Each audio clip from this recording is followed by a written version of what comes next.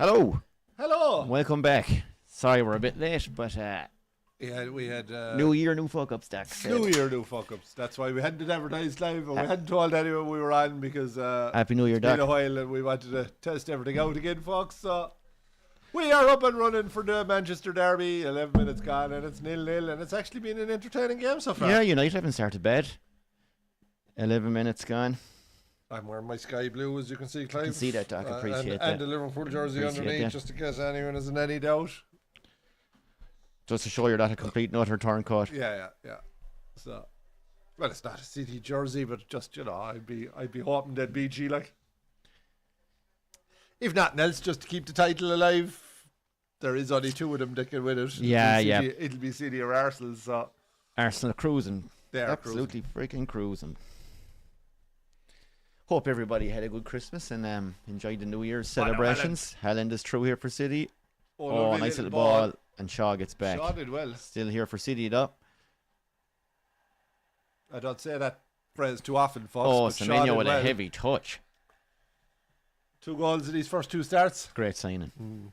Great signing. He's an absolute beast. Jesus, Daco in one wing, him on the other. That's dangerous. Like, I'm still not sure about the midfield. It's a bit light for me, though, with like Rodri and then the 2 boys, Foden and Silva in front of him. I'm not quite sure that'll work long term. Fairness to Silva, he's an unbelievable, skillful player, but he works his whole off too. You're short a bit of power there. You're short a bit of cover for your back four, and their back four look a bit dodgy. They're under a bit of pressure when you attack, and particularly when you break quickly.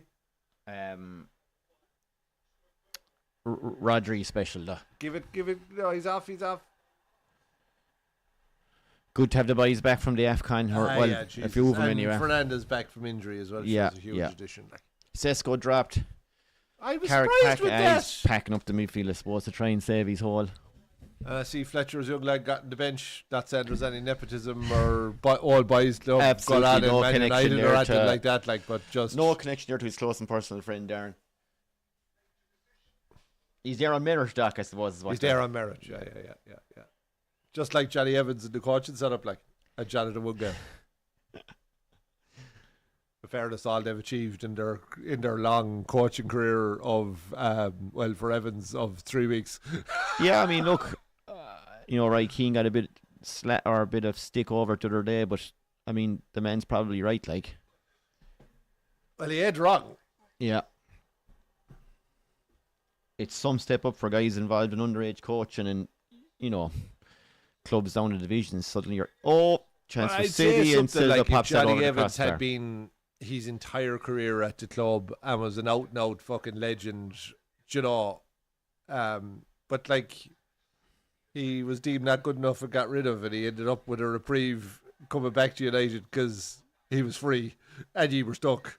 It's not the same thing as Rio's retired and we'll put him in there coaching young fellas. That's not the same thing. Like, hard to sing. He's one of our own. No, I'm not saying he was a bad player. I think he just doesn't he's not legendary status. Like, do you know what I mean? It's some career, in fairness. He did an absolutely phenomenal career. Like.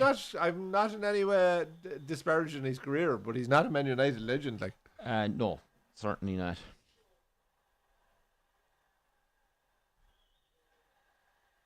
Now, who will be the next Man United legend? It's a question we might have to ask.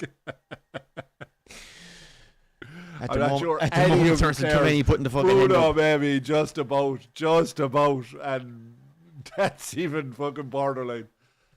But at least he has some longevity at the club and has done it consistently over a number of years. In fairness to Bruno, like, his stats speak for themselves. He's always up top of the league with chances created. I mean, you can't do a whole lot more as an attacking midfielder. And then for the last 3 years, he's been fucked into him, like. Yeah, but he's been trunning as a defensive central midfielder when he's probably one of the best 10s in the league. It made no sense. But it made no sense. What did you make, Doc, as a Liverpool fan of the Amarin sacking? This is weird, right? And I think the whole thing is very weird. At no stage did I think Amarin was safe from the sack until the last month. And at the time, I was completely not worried about him getting the sack. He got the sack. The one time you think he's all right, he's fucked out the door. The one time I think he's all right, he's fucked out the door. I mean, I thought Goldbridge's analogy about the fella doing porn was very good. To be fair to him. we've signed you because you've been shagging women and making porn videos. Turn with up women, and say it. Now we want you to do male on male. Yeah. So to be fair, I did think that was funny as fuck. Though, so I never got the Aberrant thing. I didn't get the 352 thing. No, geez, look, as a fan, none of us fucking got it. But and it's not because I don't think 352 can't work. It's just not the Man United way. And they're like Neville was on about, the DNA of the club and taking risks and pushing on to win games with the risk of losing them. And I actually agree with all of that. I think you have to. There is something about. Yeah, go a bit gung-ho. Being respectful to the traditions of the club and playing in a certain way. There is a certain DNA that certain clubs have, and I definitely think Aberrant didn't suit United. I'm not saying he's a bad manager. He could go to fucking Chelsea tomorrow and play 3-5-2 and win a league. Like, do you know what I mean? Yeah, it's a weird one. There was things about him I really liked. There was things about him drove me nuts. But funny enough, compared to a lot of the last 5 or 6 managers we've had, I'd have stuck with him. But it sounds insane, but I'd have stuck with him for another while because he was getting rid of all the dead weight. The fucking Rat Pack were all gone. He was slow. Like, he's only really had one proper transfer window. Do you know what I mean? Yeah. But he obviously went looking for money and was told he wasn't getting any. So, and then like he either out with the fucking must have got personal director in, or whatever, and that's that. Like, yeah, same as your man at Chelsea. Like, and yeah, he lost his shit, I'd say, with Wilcox, and that was fucking that. Oh, Dallo. They're one of the worst passes you could possibly see in the Premier League. United with a great counter-attacking opportunity, and Dallo just thumps it out. And he's bad-footed. He just. That's a 4-yard pass, no more than 5. Donkey.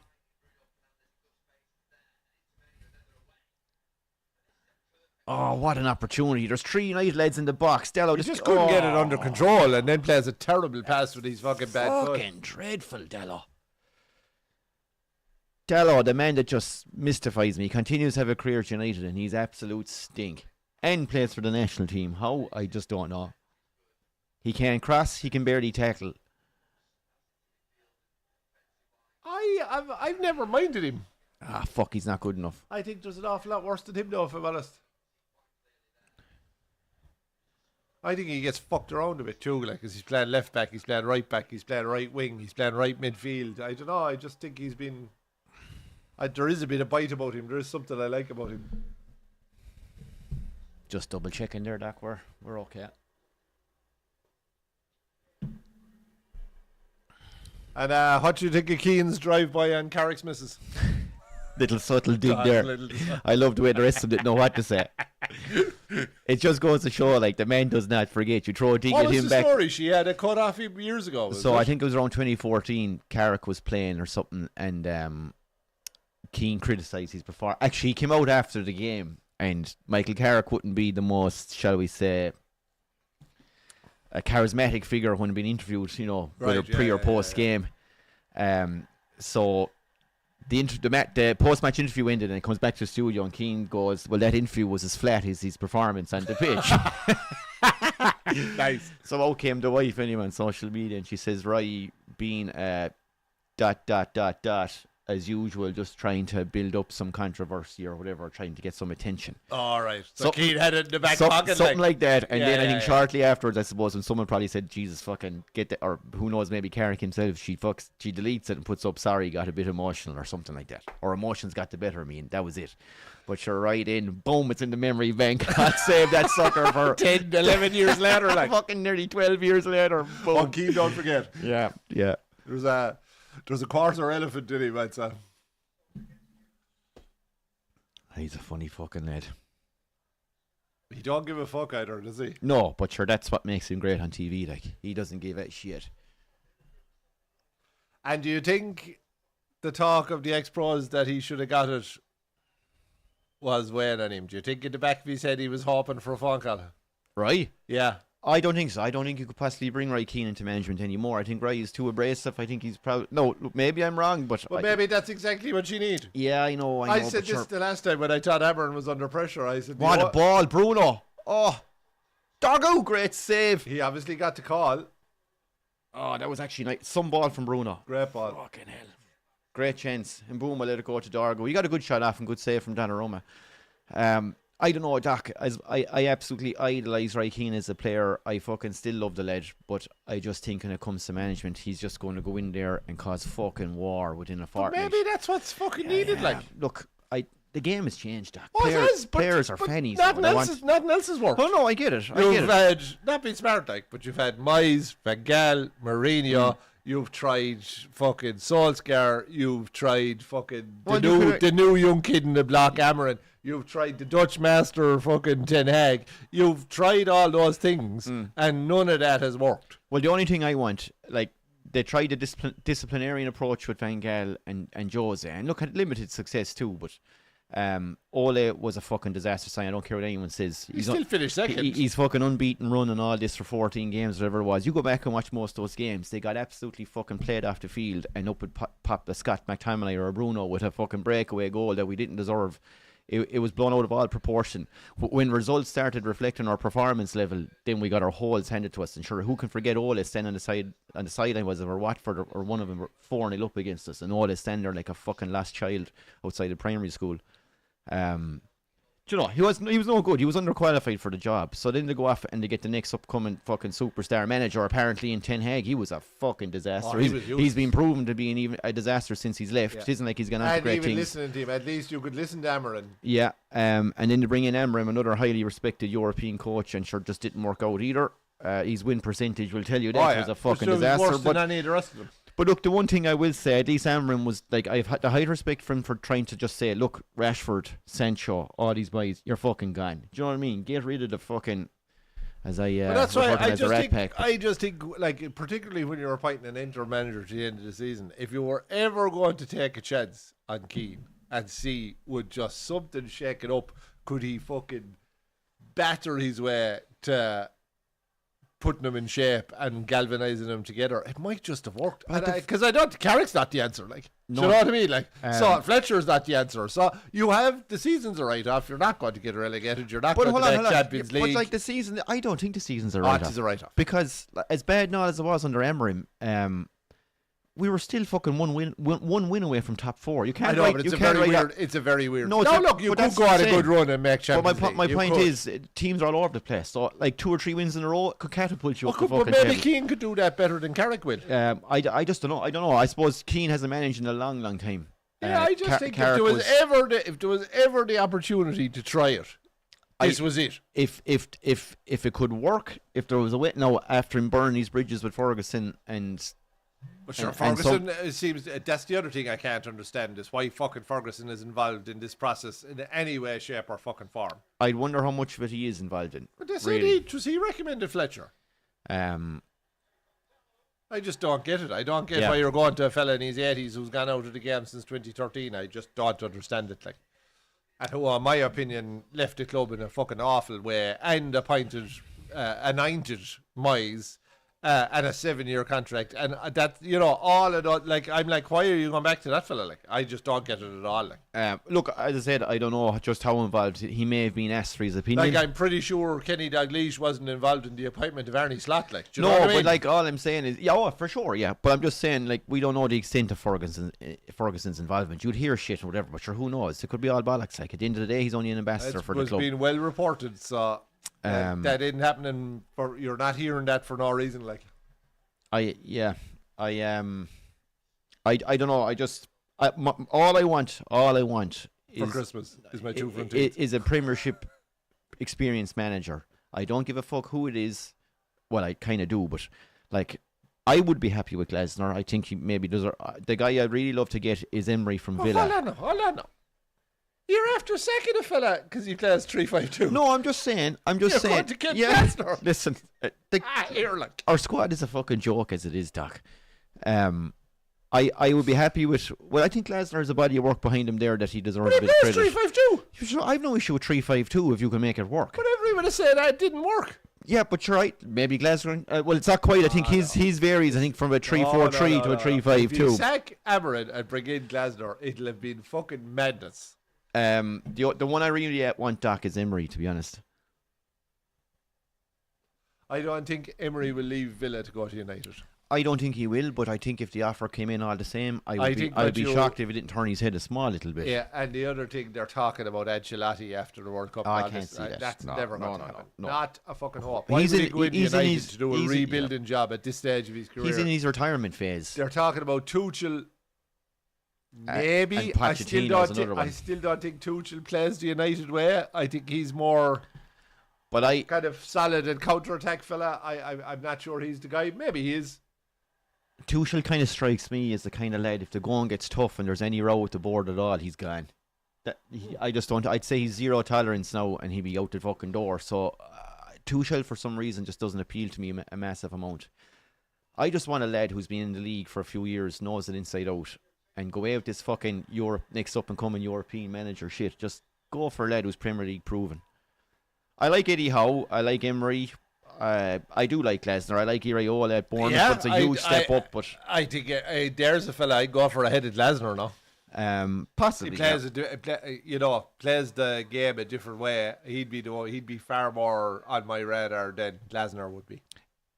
Speaking of Glasner and Palace, you'd feel a bit sorry for him, wouldn't you? I do, the way the season is just falling apart. Gahey's gone. Now Mateta's saying he wants fucking out. The manager has said he's fucking off the end of the season. Like after the run they were on. Was it 14 in a row? I'm glad for Gahey that he got out. And I made this point here around October, November, when it looked like, when there was talks of Amarin going at that stage and United getting Glasner. And I was saying, like, Bruno with a beautiful ball out to Diallo. Glasner fucking Diallo, excuse me. Insist they couldn't sell Guhi, and he's stuck there. So at least he's got his move now. I know it's the City, it's not to Liverpool. I don't care, but he deserves his move. Fuck it, him, Boomer. Because like the coach, what if the coach left in November and he's fucking insisted your man stayed last fucking August? Like, and next thing he's gone, and you're like, what the fuck? I think Gahey, in fairness to him, has put in his 3-4 years there of great service. He's been very good at playing at a high level. As you say, deserved the fucking opportunity. I think for Gahey, the biggest. He might have been better served going to Liverpool ahead of City. What happened with Liverpool? I was full sure he'd go and get him for 20 million. It's a no-brainer. No, but he just wanted to go. City made a bigger offer, like wages-wise and everything. But like he's not going to play as many games with City, and if he does want to play in the World Cup, I'm not sure that's the right move for him. But more luck to him. And the other thing for me he has to be, or the next centre half we have to buy has to be a replacement for Kanata. A replacement, no, not a backup for Kanata or Van Dijk. And I don't think Guhi is. He's 6'1" at most. He's not your big imposing centre half. Yeah. I think he's better in a 3 than a 2. I'm not sure he's the right fit. He'd have been a great signing last August at the end of the transfer window because we'd no backup. Yeah. And could potentially have forced his way in ahead of Kanata when he was going shit. Yeah. But I don't think he's someone that I'd be basing my central defence around for the next 5 years. So I'm not overly disappointed we didn't get him. He's solid, on fairness. I mean, solid, very solid. I just don't think he's ultimately... and for 20 million quid, it's a no-brainer. Yeah, I mean, City have done great business. Get Semenyo and Gahey in the January window, for fuck's sake. That's I think Liverpool signings. will go for Van der Ven next summer. That's who I think they'll sign. A lot of clubs could go for him. Yeah. If Spurs continue to have a shit season. Apparently he's Diallo on the wing here. He's gone through one. Doku covers well. He's very close to Van Dijk. United win it back. Semenyo loses it again. I'm just going to refresh something here, Doc. You're all right. It's not a bad game, though, is it? No. City aren't as dominant as I thought they'd be, but I tell you, Rodri is some addition to have back. Fuck me, he just makes them tick. He's so economical.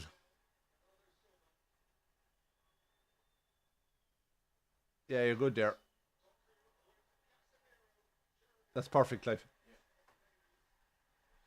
Sorry, folks, just had to switch something on there.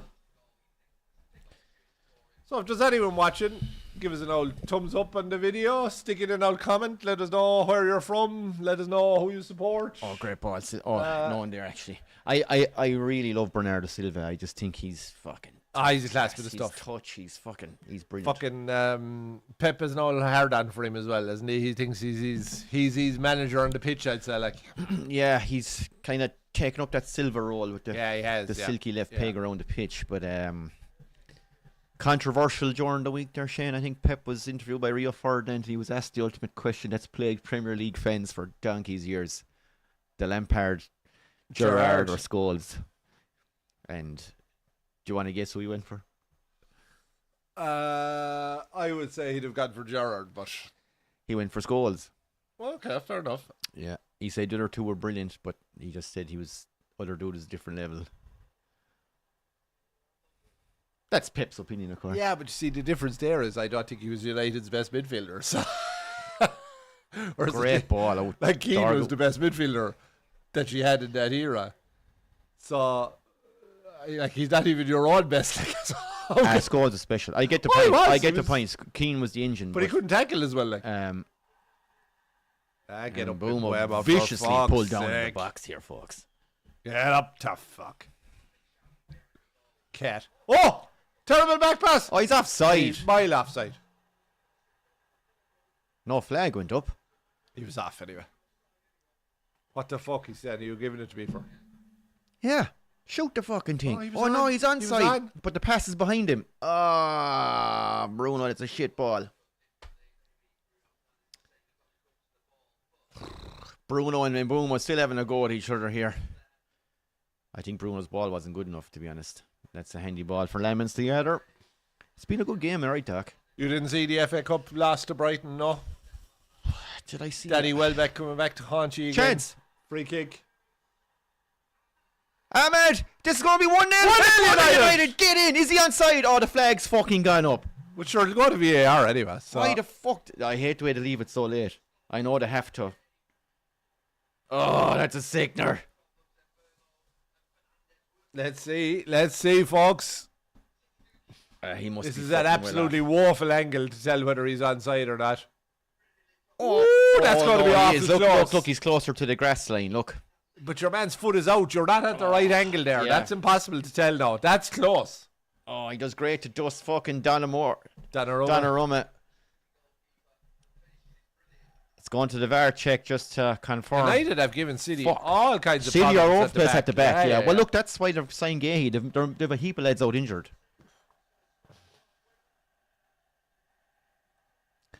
Paul, how you doing, my man? Happy New Year to you. Hope you got over the Christmas all right. Paul.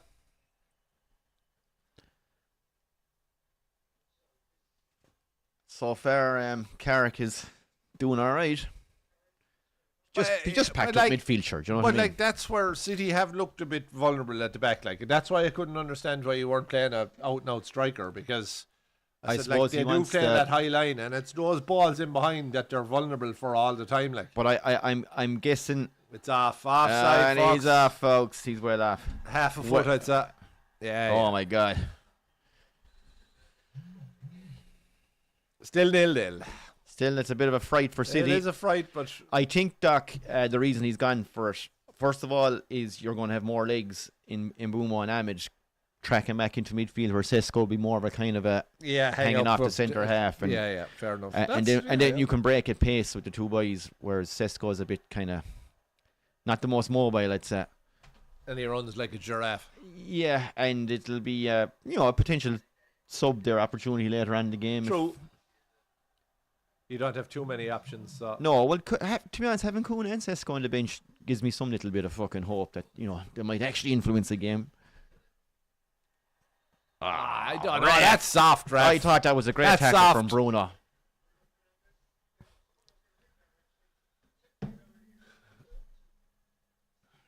Paul says Liverpool not getting Gahey is embarrassing. They're so short of defensive cover.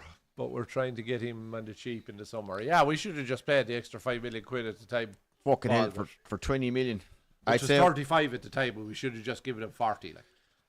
I'd say once City came in, that was it. At the moment, City are fucking. Same with Semenyo. We were looking at him too, and then once City came in, we had no chance. We couldn't match the wages. No, and I suppose look at the moment, maybe lads are looking at Liverpool going, "Fuck, there's did he touch that?" Yeah. Lemons puts it out for a corner. Probably just very weird. Probably just a bit unsure of the bounce. Didn't want to risk getting caught ratting, Does he pull the hand away and then make a bit of a? No, I think he's a bit. Yeah, I'd say he's a bit unsure. Better safe than sorry. I wouldn't hold that against him. No. That's one of those ones the goalie lets off and hits the post and goes in. That's an Onana one. He just goes, let that off. You won't be saying that if this goes into the back of the net. True. Jeez, man, Arsenal are some machine at fucking set pieces. Yeah, they are. It's boring, though. Like, it's back to boring. I thought it was in. I thought it was Keeper in too. did well. They're fucking desperate to watch at times. They're fucking stink.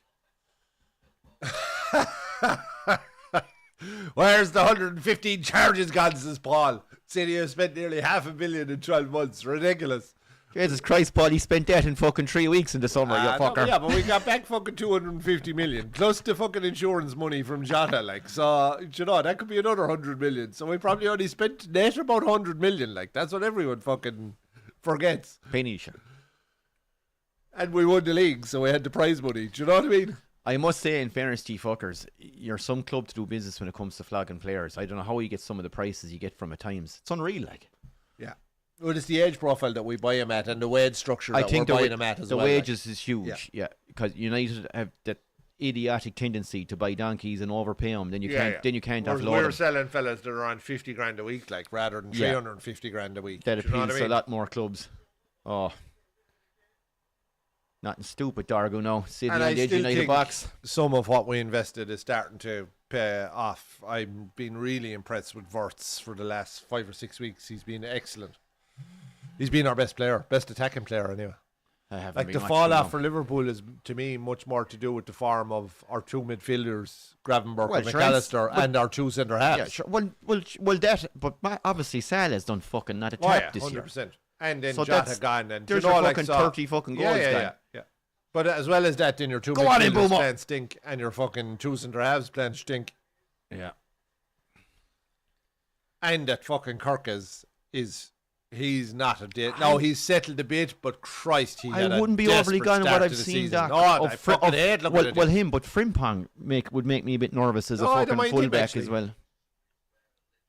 And he was gotten the cheap. I wouldn't be overly. Do you know, he wasn't. Oh no, I know. Like, I'm not. Look, price doesn't matter these days. Clubs can all afford it, but it's just.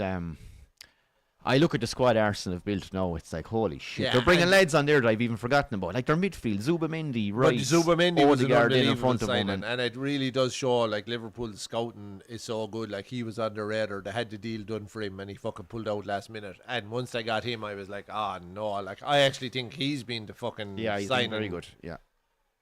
That's because it's freed up Rice to push forward, and it's just given him that little bit more solidity. Yeah.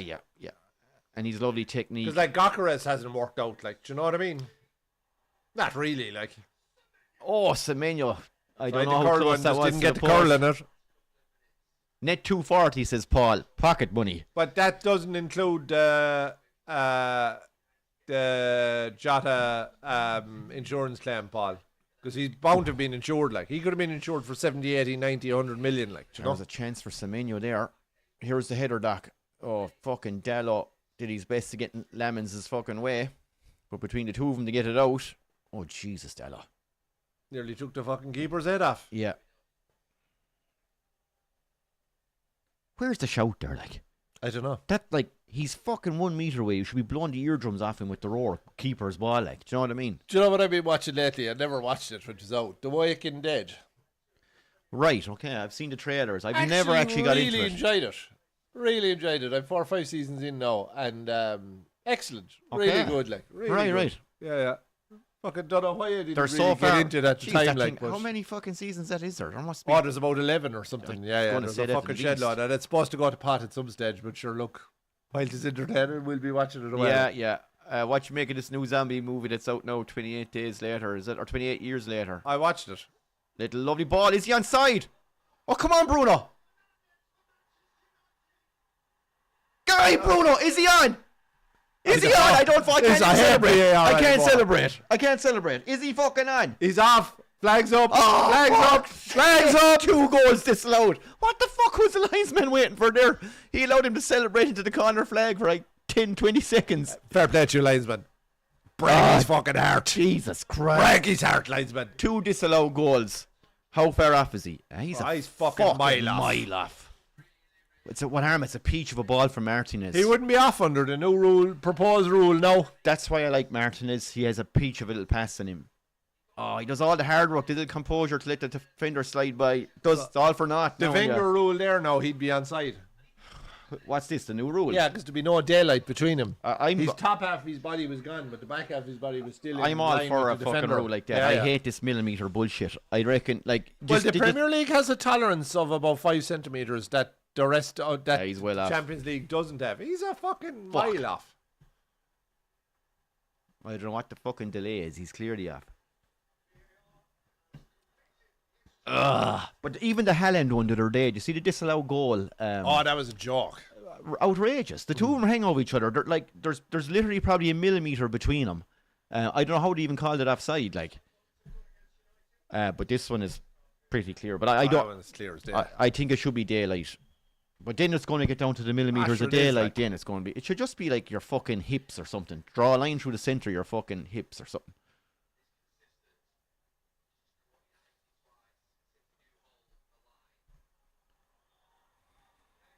And you're right to be pushed because that's where they're vulnerable. Yeah, they're all over the place. You're always going to have a few that are tight, like so. I don't know what that was from Casemiro. Anyway, just haven't seen him in the fucking game until now.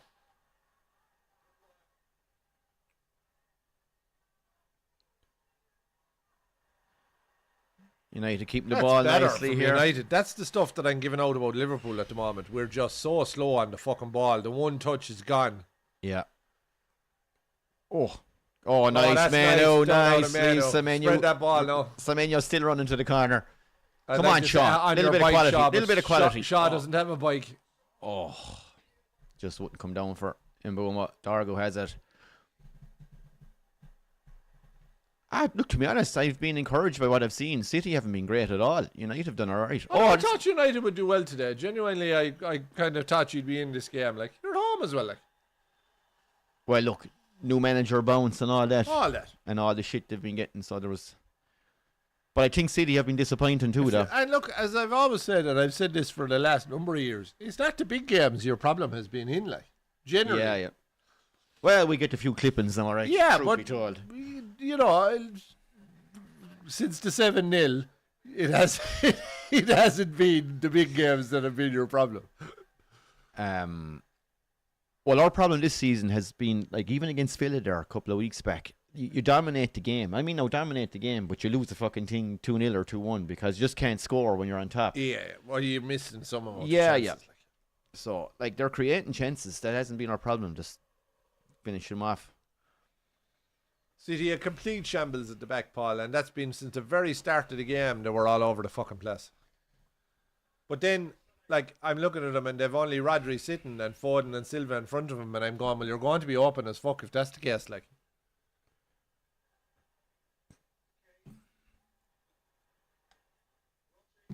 City enjoying a bit of possession here. Not really creating. Yeah, they're going back out.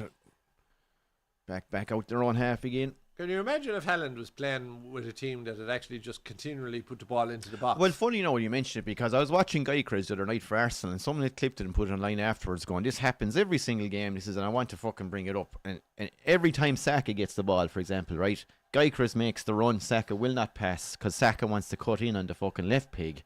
So by the time Saka cuts in, cuts back out, comes in, Gyökeres has gone 2 or 3 times inside, then sure would fucking with a defender stuck to him. Henrik Larsson was on Stick to Football there last week. Some player too. Unreal. But like they were saying, what did you want like as a striker with Celtic? Like, and he was like, if my wingers weren't putting the ball in the box, I was absolutely fucking balling about it. Yeah. I wanted the ball often and early, and that's why I scored so many goals. Yeah. It has to be quick balls. Otherwise the defence gets set and that's the fucking move dead. So he said he would ball the fucking wingers if they weren't putting the ball in quick, and so with the manager because he knew that's what he needed. Do you know what I mean? Yeah. So but that's the way they played. You go back to that era and even that. But even Beckham, like that's what he used to do: ball out of his feet, bang into the box. Beckham's speciality was he'd barely get past the halfway line, and he'd put that curler in around the defence between them and the goalie, and the striker's running on. It's his dream ball, like. Yeah. But like as we've talked about before, you go back to that generation, Doc. The amount of just legendary strikers in the league, in the Premier League alone. And every club had one or if not two, and like that, they would eat you alive if you weren't putting the ball in. Like, but like even go pick someone now who wouldn't even be considered a top fucking striker, like Kevin Phillips. Right? Yeah. Absolute legend at fucking Sunderland. Yeah, and was a fine player. Scored a fucking hat load of fucking goals. Yeah. Why? Balls in the box. Even when he was playing with Niall Quinn, the little knockdowns. Oh yeah, because Phillips wasn't a big. He wasn't big, but he was a rocket and a great finisher. He was the box in the box type stuff. Yeah, he was a great finisher. Though. Yeah, he was. Do you know, he was a great player. In fairness to him. What was his name? He used to be with Newcastle and Michael Owen. No, Tottenham and Ferdinand. Oh yeah, well Ferdinand had it all because he was a tough bastard. Yeah, but he wasn't at a top club like. But he was an absolutely top class player. Yakubu. Well, Newcastle at the time sure were the big spending club. Remember? I mean, Chris Sutton when he was with fucking Blackburn. Even Big Duncan at Everton. Big Duncan at Everton. And I'm trying to avoid the top players. Like I'm just trying to think of the ones that were fucking prolific. Like. Yeah. I mean, Yakubu, some of the good goals. Unreal. Yeah, but sure, Viduka Jimmy Floyd Hasselbank. Yeah. Viduka was special. You know, all right, he was with Chelsea for a while and Leeds, but he wasn't. But you had Viduka. I don't know, did he win league? Maybe he won league. You had Viduka there at Leeds, probably. Was he with Yakubu for a while? Were they in the same team? Could have been. And you probably had Robbie Keane there.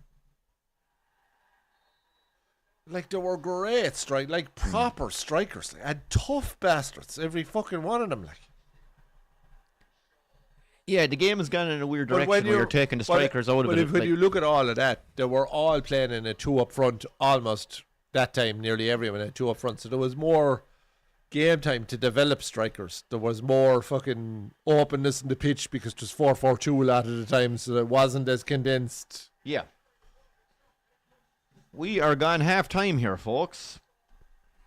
And I must say I'm happy enough with what I've seen out of United. Very good performance from United so far. Means fuck all, of course. City haven't really threatened. Brian Flanoff. Hi, Briany boy. Happy New Year to you, Brian. Yeah, and United should be ahead, Brian, in the balance of play. They've had all the better chances and a couple of offsides, and even before that, Donnarumma had come out and made a couple of clearances, last-ditch clearances and stuff. So they've had all the fucking play for me, anyway. Boys did a great job finishing after one-on-ones that they were clearly offside for. They did, yeah. If they were onside, they'd have missed them. Probably, yeah. But no, in fairness, I'll take it. I was expecting, and it could well happen yet. I was expecting 3 or 4-1 here, if I'm being honest, to City. But City haven't been great. No, I thought United would be in the game. I'm not saying I'd balance the probability. City would have probably won, but I would have kind of thought 2-1 maybe, or maybe sneak a draw. Yeah, but like, okay, look. I didn't think he'd win the game. Look at it this way, right? City are obviously going for the title. They were piss poor that half. Piss poor. Like if you were Arsenal, you wouldn't be shitting the fucking tabs like. Like, you've Rodri on the pitch, you've the two of the best wingers in the league on the pitch, you've probably the best striker in the league on the pitch. You've created fucking nothing. It's Bernardo Silva's class too, but it's all down to the back, I'd say. The back four have the whole team fucking rattled because they're a bit all over the place. Yeah, but they haven't controlled the ball either in terms of I'd say obviously possession and building pressure. I suppose it goes back to United playing no striker. We've the extra man in midfield now, and it's probably they're struggling to deal with it a bit. And what about Macclesfield? What a win. Rooney's brother, huh? Yeah, he was interviewed. He was on that overlap thing during the week. He was, yeah. But it even just goes to show you, like, they were saying how one win in one round in an FA Cup can almost cover the costs for the year. Like, yeah, it's unreal. Huge like, for just to club. Puts it into perspective. And there's a few gas things. So there's 117 places between Macclesfield and Palace. And the last time that a non-league beat a top-tier team was 117 years ago. And the team that won the match was Palace. Go ahead to fuck. Yeah. All right, okay. So, isn't it? What you say was between them? Was it 117? 117 places. That's unbelievable, yeah. Fairness, Grimsey handing us our hole there was some shock too, but fair play to Macclesfield. Yeah, well, like you need those results in the cup to keep the whole magic of the thing alive. Like, do you know what I mean? Like, that's. Yeah. Well, I suppose it just goes to show how City or Palace's season is just falling to fucking shit at the moment. But sure, they just don't have the squad to compete in fucking Europe and domestically. Like, it's just as simple as that. Like, they're just too fucking small. Too threadbare, yeah. Too threadbare. Do you know? And they're a good side, like, and they've some lovely players. And they play like they were brilliant last season. They even started the season okay, but as soon as the fixtures started to fucking pile up, they just. Do you remember they went up? Was it 18 games unbeaten in the league, or maybe 14 or 15 or something? It was an unbelievable run. They beat run. Liverpool earlier in the season, and they were on an unreal run at that stage. And then just went tits up then for about 6-7 games. And again, that's where you can hide these things for a little bit, but it does catch up with you. Same with Bournemouth at the start of the season. They lost their 3 of their back 4. They lost a few players, their keeper, blah, blah, blah. And then they started the season great, and everyone was like, "Oh, Jesus!" But it does start to tell over time. Like it just takes a few months. It's funny the way it goes. The season, it all irons itself out as it goes on. Like your shortcomings will be fucking the one will be exposed. The real like, surprise package is Brentford. Yeah, in fairness to Andrews, what a fucking job he's done. Like, do you see some of the stuff he's doing in training? Like he's doing all this weird shit, but apparently, like even with Kelleher, so he has Kelleher in training, so he they put earplugs on him, so he'd taken away one of his senses. All right. To try and is that so he can't communicate with his rely defense? on the rest of his reactions? Do you know that he has to be alert all the time and he has to be looking because he can't hear anything and all that kind of stuff. So it's like all innovative and different kind of methods. Is that trying to emulate, say, if you're in a fucking packed stadium with 67,000, you can't hear your defenders, or they can't hear you? They say if you go blind or deaf that the rest of your senses get heightened and all of that kind of. So I presume it's all that kind of stuff, like. Yeah. But it's just, and they're using all data, like, so their decisions are being made. If the long throw is the higher fucking percentage chance of scoring a goal, that's what they do. Like okay. They literally lean into 100% the data, database. 100%. Like, but their ability to find these up and coming managers too. Obviously, Brighton must have a similar model when it comes to even scouting. But your man Thiago's on some run. Yeah. He's 16 goals in 21 games. For like, and no disrespect, but for Brentford, that's all competitions. For Brentford, that's fucking unreal. That's it's the fucking second highest in the league. Fucking Helen, like. Yeah. Like he had a hat trick, he scored a brace there in the last couple of games over Christmas. He's fucking playing out of his skin, like. And Kelleher's just fucking. Did you see your man's penalty? Maguire here after 3 minutes, headers off the crossbar. There's a man of ours. Fucking start that would have been. You didn't hear this actually, but the dog had an accumulator done, so he needed Sunderland to score against Brentford, and they got a penalty. Did you see the penalty? The one where your man went for the fucking... The Panenka, was it? The Panenka. Oh. And Keller's just standing there and he catches it. Thanks. It cost Mackey's up like 1,500 quid. Sicker. Sorry about that, Mackie. Oh, some sickler you'd be fucking... That's one you wouldn't get over for a while, though. No, that's your shit now, but right. Who took the Panenka? Oh, I can't think of his name. No. That's some ball from Bruno. Fella, what a fucking pass, Bruno. Oh, some sickler. Oh, this is, great chance too. Brian reckons Gahey is good, but not ideal at a big club. He's been found out a bit the last few weeks. I agree, Brian. I don't think he's the be-all and end-all, if I'm honest. I don't think he's big enough to be a centre-half. We don't have the biggest team. We need 2 big dominant centre-halves. I'd wonder for Gahey, right? Is it got to the stage where his head's fried from the fucking transfer not going this summer? There was probably rumours of a January move. You know, you're going to be fucking... No doubt being tapped up first of all, but your head's going to be scrambled about where like going. I think he's a good solid player, but I'm not sure he's I'd agree with Brian. I'm not sure he's a top 4 centre half in the league. Like, do you know what I mean? Yeah, he's definitely a good lad to have in the squad anyway. I know there's nothing in that with Dallo, but that's awful close to being red. Yeah.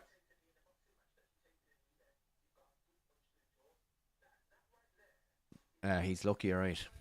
And it's clumsy, like. You couldn't see it from this angle, but it was when I thought there was nothing in it the first time. Does he lead with the toe, or does he goes with the toe, but watch the foot come straight up? Oh, and that's what you didn't see. Boy. That's what you don't see from the other angle. Check that. VAR must have looked. Like, I think that's red. Oh, he's lucky. That's right across the kneecap. Yeah. Like, that's not too different than your man for Newcastle, Gordon, against Van Dijk, or... Well, now Gordon came in at 600 miles an hour now. In fairness. That's what saved him? Yeah. I probably didn't... He didn't commit or lunge, but it's daft, yeah. And you could argue... If he got a red there... No, I couldn't complain. Yeah. I'd be yet again saying, Dallo, you fucking donkey. I put it this way, it wouldn't be rescinded if you appealed it, like, do you know what I mean? It's my weekly fucking phrase these days, Dallo, you fucking donkey.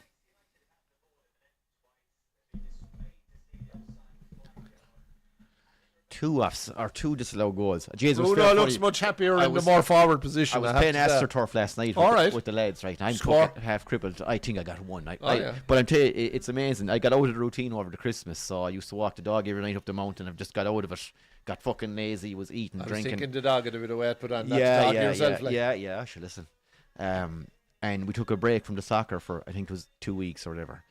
geez, I've gone back the last 2 weeks, man. I'm fucking dead on the feet. I have no energy. It's amazing because I'd been walking for a week or two before I went back playing at all, but I kept walking up every night. You don't think drinking between 2 or 3 bars again it's over the Christmas and nothing to do with it, like. Well, supping the pints is one thing. And but eight and 2 turkeys and 2 hams. But if you're walking it off that, even I suppose to something. But I've done fuck all. I tell you, the last 2 weeks, I was out again last night. Jesus Christ, I was bollocks after 10 minutes. And you 10 fucking stone of spuds there and God knows what else. Yeah. And you're eating then just for the sake of eating because it's there, like. Yeah. And the fucking chocolates. Jeez, that'll be gone off now in 2 days, won't it? We better fucking eat it now.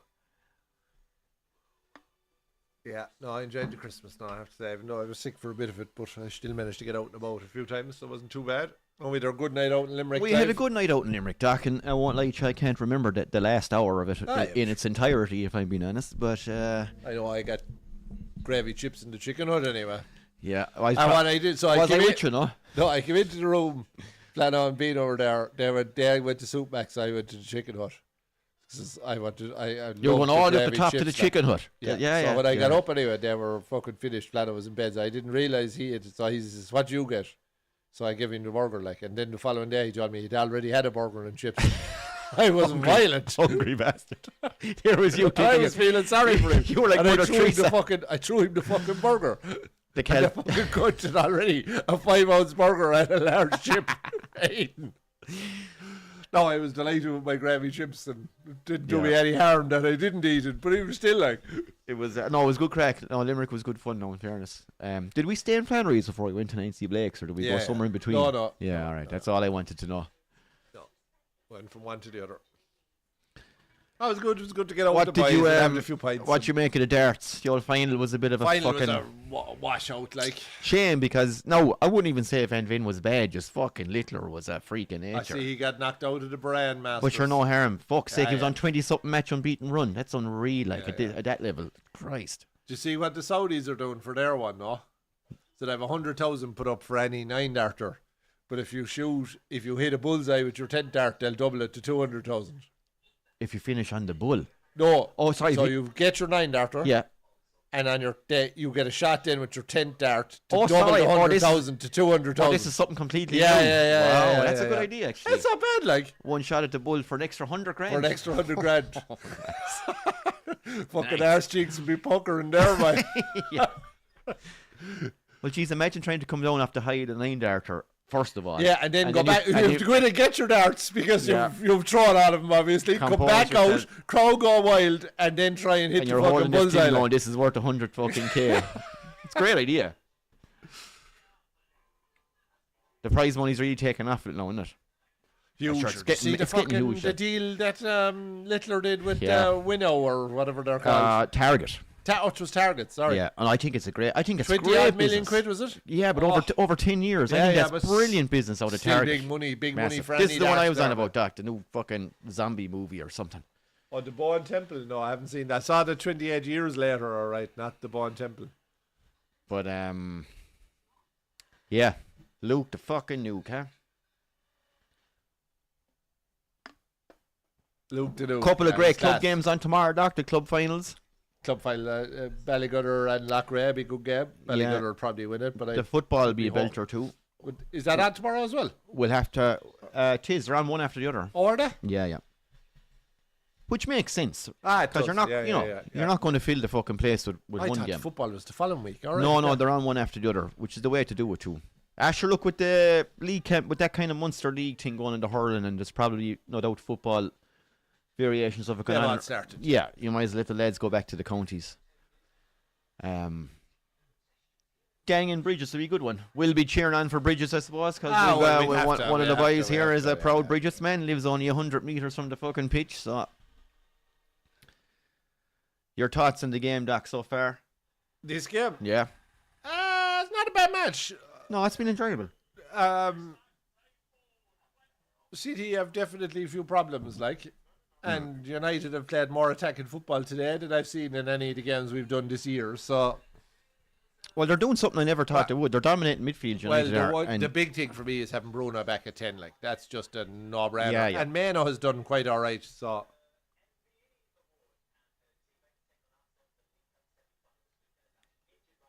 Ella Toon, MB, yeah. Would mean nothing to me. Member of the British Empire, not a title I'll be seeking at any point. If we're ever offered that by the Queen, we'll take delight in saying, or the King. Did Bono take it? No. Thanks, not take. No, he told him shove it. All right, okay. This is the only thing that I can fucking stick up to Bono for. He was offered it by all accounts. Now they never say who turns it down, but they strongly rumoured that Bono was offered it and said thanks, no thanks, shove it. Yeah, yeah. So you'd have to say fair fucks to him, like. Well, sure, Jesus, if he took it. Do you know? But sure, plenty of taking it, like. Ronan Keaton's still waiting for his. He is. Yeah. He'd fucking take it.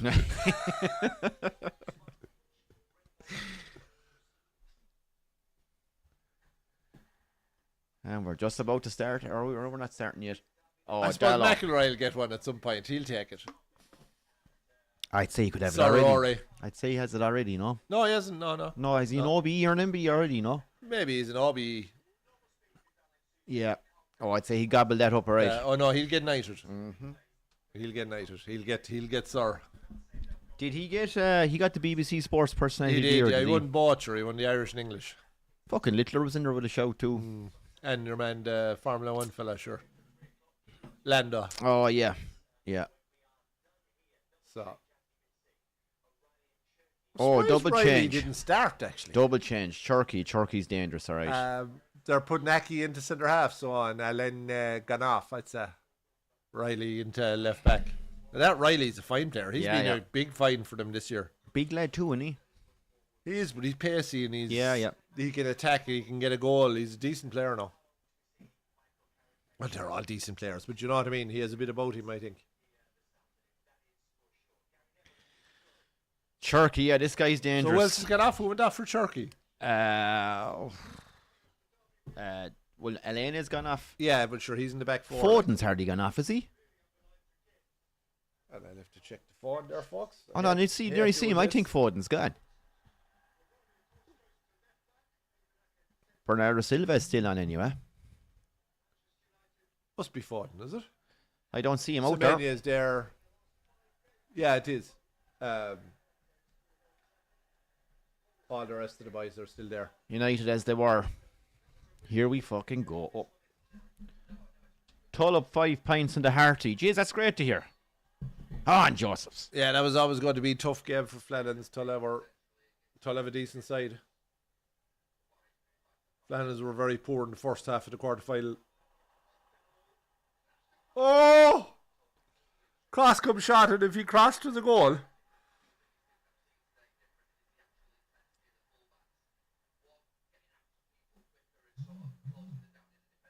Well, Dargo is a fucking yard offside. Like, he's looking straight across the line. Watch this. Look. Yeah. Oh, it's hard to tell. No, he's off. Now. He's definitely off. Hard to tell there now.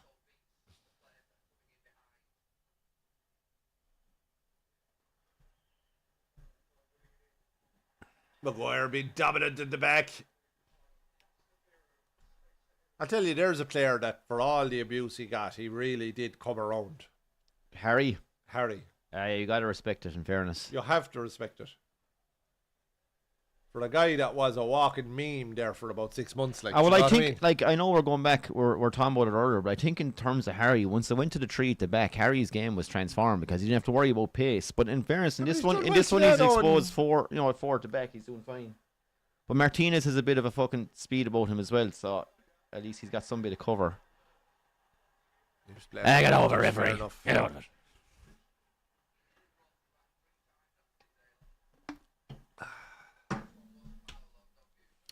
We drink the shit out of it today. It is always an option, Doc. It's our first one back after the Christmas and New Year, folks, so you'll might forgive us if we do 3 recordings in a row. We have Liverpool Burnley after this. We could Liverpool Burnley after this. Is there? You said there's rugby on later too. Oh jeez, we've NFL then, Shane. NFL playoffs tonight. Christ. I must check there the old Ulster game there, Clive, for a minute if you've no. Oh my God! Actually, Doc, I'm just going to pop to the back. Sorry, folks. I just want to check and see how Ulster are doing in the Challenge Cup. I thought they were playing there. No, Clive, I'm good.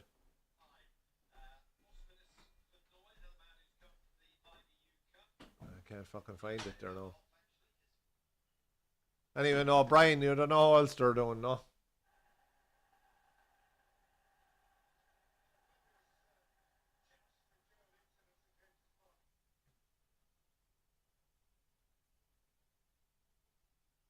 Ulster were playing in the Champions.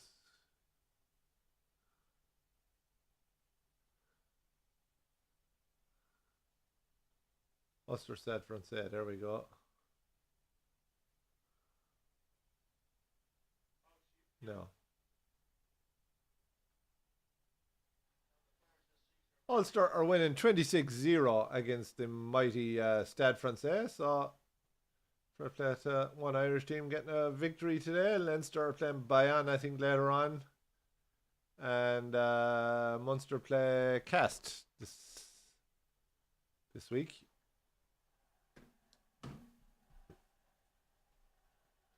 Paul says, go on the Broncos. Yeah, I'd have a soft spot for the Broncos myself, Paul. It's been a very interesting NFL season with no Eagles and no Chiefs really doing anything. But I would fear that 49ers are coming and they know how to get it done. So they're the one that I would think that came through the wildcard week that have the best chance. So it'll be interesting to see who makes the Super Bowl. So you have the Broncos and the Bills tonight. Seahawks and the 49ers is the late game. Patriots, Texans tomorrow at 8, and then the Bears and the Rams. So it'll be very interesting to see how they go. If we stay on the beer, Paul, you'll have to come up for the NFL. Yeah, we'll be perfectly sober, Paul, by the time we get here. We might do one of the championship games next week, Paul, if you have any interest. We'll definitely be doing Super Bowl, Paul, anyway, so make sure you book it off. I'm booking that Monday off. What date's that, actually? I must check. Is it usually February, is it? Oh, it's February, yeah. Well, Doc, did I miss anything? No. Well, I checked the Ulster game. They're winning 26-0 against Stade Francais. Fucking hell. Challenge Cup, like, so. Are Stade Francais are gone that bad, dear? That must be. So you never know about the French teams. They're away from home. They could have sent over a second-string fucking team. They'll prioritise the league, yeah. Jeez, they were some powerhouse back in the day. They were, but they never really won fucking much either. You know, Devin Racing probably didn't win as much as they should have. What you make of New Zealanders sacking the coach? Like, I like Scott Robertson, but I get it. Look, maybe, like, they're going on about, oh, God, he lost four games in the last year. But you're fucking, what's his face? Was it Robertson that lost 7? Or was he fucked before he even got in there, is what I'd like to know. Was there a fucking... Did that? No, I wonder... Go on in, Boomer! The thing that didn't sit well with me was the two coaches leaving, like, particularly Jerry Holland and stuff. You don't leave the All Black setup, like, you know, particularly as a Kiwi. Like, that just didn't seem right. Yeah. So we'll never know what fully went on, but I think the whole Surveyor to Leinster thing just put the shits up him. That rumour came out, and the following day he was sacked. Yeah, well, Surveyor had made it clear that he wasn't. There was a possibility he wasn't going to play again under him, wasn't it? Yeah. So once that happens, you're fucked. Nice play United here. Dallo Tembumo. Oh, what the fuck does Diallo have to clear that? You could do with a striker. If you had Sesko there to aim for in the box, it's make a big fucking difference. It's setting up like a game like that. No, United are getting some balls in. There just looks to be every time someone's in a good crossing position, I don't see who he's aiming for. Do you know what I mean? And the other thing too is that referee. No, I think that was Dargo trying to buy one. I don't know. I think he clips his heels. I think he was clever. Got the ball. Yeah, he got across him, but I think their man clips his heels. I'd like to see the replay. It wasn't the best ball from Shaw. Needed more. Dargo got in there, right? I think Shaw's pass needed a bit more zip on it. Not for me on the replay. Not for me. I think the ref got it right. Doc, you might chuck us out an old tinny there, would you? I won't leave you dry anyway. Never too early, folks, for Wolfhounds Bar. There's an early house and a fucking lock in Giant Dock. There's an early house and a late house, like. Jesus, there's a dangerous spot. The best. We have all of the licenses. We'd show the game actually on the channel, only we didn't pay the pub subscription. Yeah.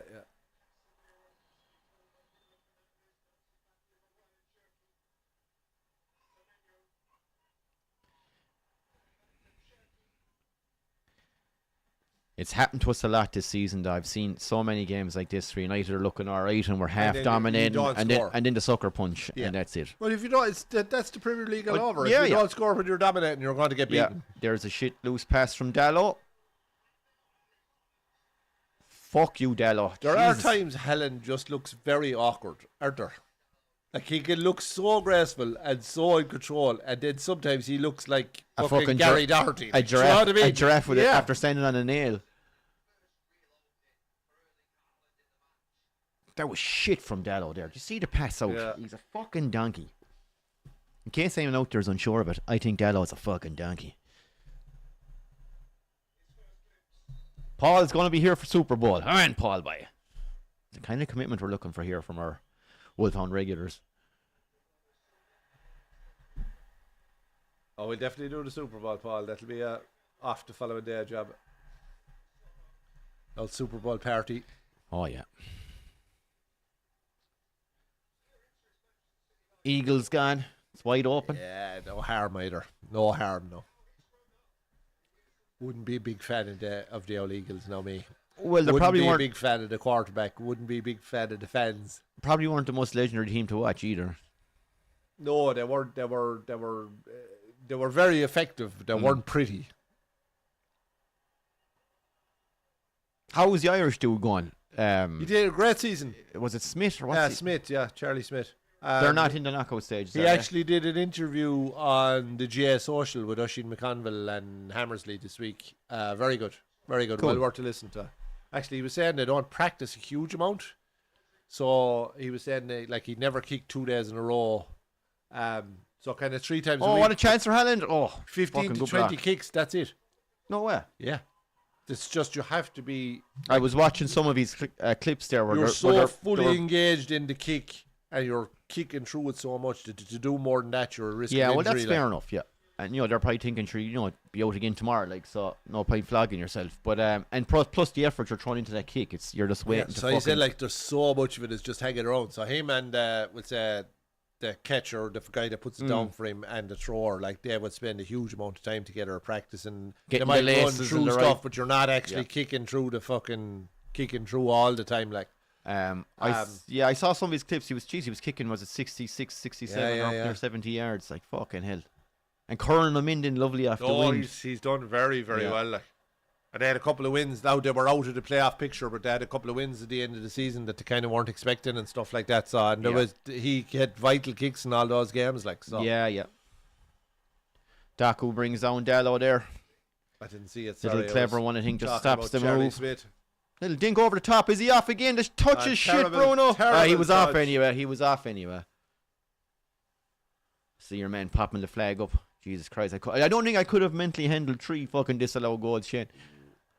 But anyway, go back to the AstroTurf. We're playing last night, and one thing you've never seen Astro, I think we got about 4 own goals. Oh, lovely. Yeah, I think we lost the game 8-7. Did you sign Richard Dunn? I was calling one of the boys Phil Baber, In fairness, he turns out to be a lovely ball. Super ball from Shaw out to Diallo. Casemiro coming onto it. Diallo's going to go by himself. Great save, Donnarumma. Casemiro! Oh, what a fucking miss. Donnarumma denies Casemiro from the rebound. He thought he'd scored. He's gone for the dink, and Donnarumma pays his transfer fee there and then, folks. Oh, Jesus, what a fucking chance. Some ball here. It was Dargu. Belter of a ball. I wasn't sure if it was Shaw. I thought it was Dargu. Sorry. I meant to say that. Diallo does great. Good save, Donnarumma. Even though I'd say the shot straight at him. Oh, no. Donnarumma. Oh, Casemiro, the dink. Oh, it's his foot. Dink. Goes for the dink and Donnarumma's foot stops it. He has to score that. I don't give a shit. There's no excuse. You can dink it over his head, anything you want. Don't dink it back towards his fucking legs. Oh, it's great goalkeeping. Great goalkeeping. That's big savage there for a good 2 seconds. Ulster 26-0 up, Doc. Yeah, I saw that. I said that earlier. Oh, United have to score here. I just fucking know. I've seen this play out all season. I've seen this movie before, Clive. I've seen this movie City before. up the pitch, first shot of the fucking game, bang, 1-0. Don't do it. Please don't do it to me. Who are Arsenal playing? I don't know. I actually saw none of the fixture list. No, we're playing Burnley. We're playing them next week anyway. They're playing Forest this evening at 5:30 away. Forest are a tricky one to call. Oh, away, yeah, Forest won't be bad there. Dyche You has still done, expect Arsenal to win it? You would, but Dyche's done a good job there, which I wasn't sure he would, to be honest with you. I don't think City can drop points here. Like, I really don't. Oh, fuck no. If Arsenal are 6 ahead, are they? If City lose or draw this and Arsenal win, I'd say you can forget about it. I can't see Arsenal losing more than fucking Then 1 or 2 City games. be reliant on you beating Arsenal or at least taking a draw next week anyway. That's good work, man. Who's back? United are just hungrier, to be fair, to every ball.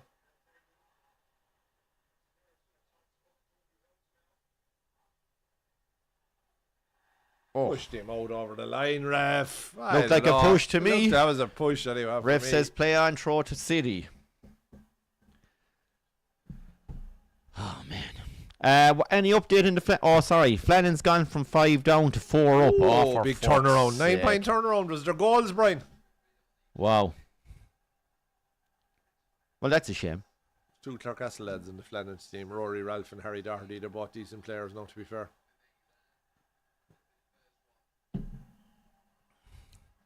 No relation. Flannan's haven't won it in a while. Or they've only won it once in the last... It's so very surprised. Final last year? It's only game. I was at it. It's like one win within the last 10, 15 years or something. Something crazy. I couldn't believe it. We're a powerhouse like. Yeah, but sure, they don't have the borders anymore too. Do you know what I mean? But yeah, lads aren't travelling. No, it's saying that they're getting every hurler from around Ennis. Yeah. He's going to Flannan's now. Like, there's no one really going to the brothers anymore. So everyone from Corofin, Rowan, Kilmaley, Bellier, Clarecastle, Erog, Crusheen, they're all going to... Even Milltown, Melbed. Well, a few in from maybe that side. But see, City playing good football here. Catchment area, so... Final ball lets them down. Maguire sees it back. The market Quinn, they'll be getting a lot of fellas there. Like.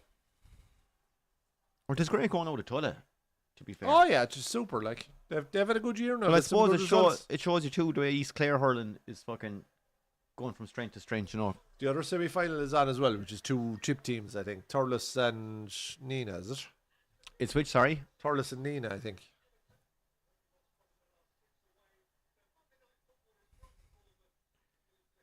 So 2 teams on one loose side.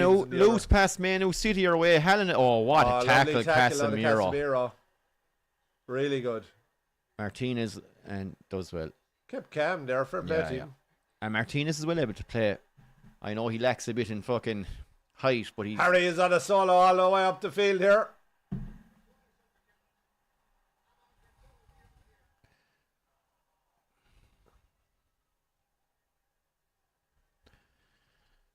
Oh, we need a fucking goal. 61 minutes gone. Come on.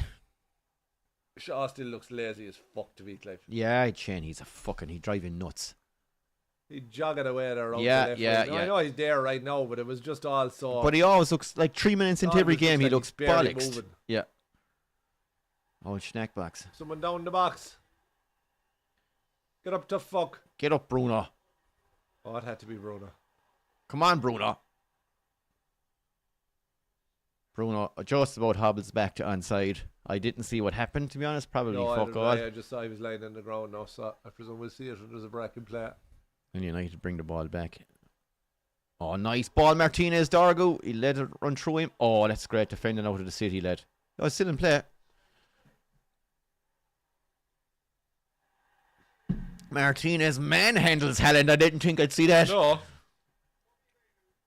Done well there, to be fair to him. Come on to fuck. Actually, Shane, you know what? It is shaping up for a fucking... And Bruno! Fucking another save. I don't think he got the conviction on the shot now, if I'm being honest. There's a counter-attacking opportunity for City here. That is an absolutely fucking gilt-edged chance. Yeah, I need to see the replay just to see. Fuck off. That's brilliant out of Maguire, ref. What are you talking about? I don't agree with that one, no. Donnarumma with another save. Let's see this replay. I'd be interested to see what happens to Bruno. It's a great ball in. Bruno again, sure. You got to finish that in Mbeumo. He kicks it straight at him, sure. He buries it into the ground. Yeah, I can see what he's trying to do, no, but you got to keep it fucking to the corners, yeah.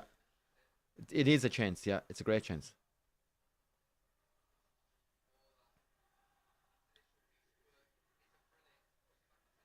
Oh, Casemiro has to score. I don't give a shit. He has about that much roof space in the net to kick it into. You don't even have to dink it. You can actually just roof that.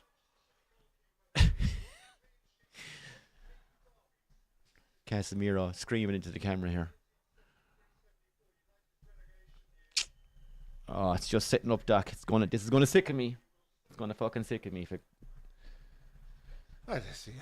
Nice 30-yard free kick here though into the top corner. He doesn't get the ball there, right? To be fair to the ref. Flannan's 7 up now, all but over. Wow, that's some turnaround. Some turnaround. What the fuck happened to Tulla? Flannans have been a second half team all year though. They've been this has been a pattern. Here we go. Free kick for City on the fucking Harry Maguire has a couple of chunks taken out of the kneecap there. That's where someone just stood on it with the heel of the boot. Who's hitting this? Jerky, is it? Yeah. Maguire gets rid. Oh, nice touch on Mbeumo. Go on. It's 3v2. Dargo Giants. It's nearly 4v3. Come on, you have to. Come on, Mbeumo. Oh, yes! Fucking not mark that offside, you prick. Yes. What a fucking finish. What a move. What a counter-attack from a Manchester City free kick. United up the pitch. Boom. Oh, that's fucking glorious. He went the wrong side. That's fucking glorious. The angle was getting tight, to be fair. He got enough power on it. Yeah. Great counter-attack. Jeez. Great counter-attack. Proper counter-attack. And Mbeumo starts it and finishes it. Yes!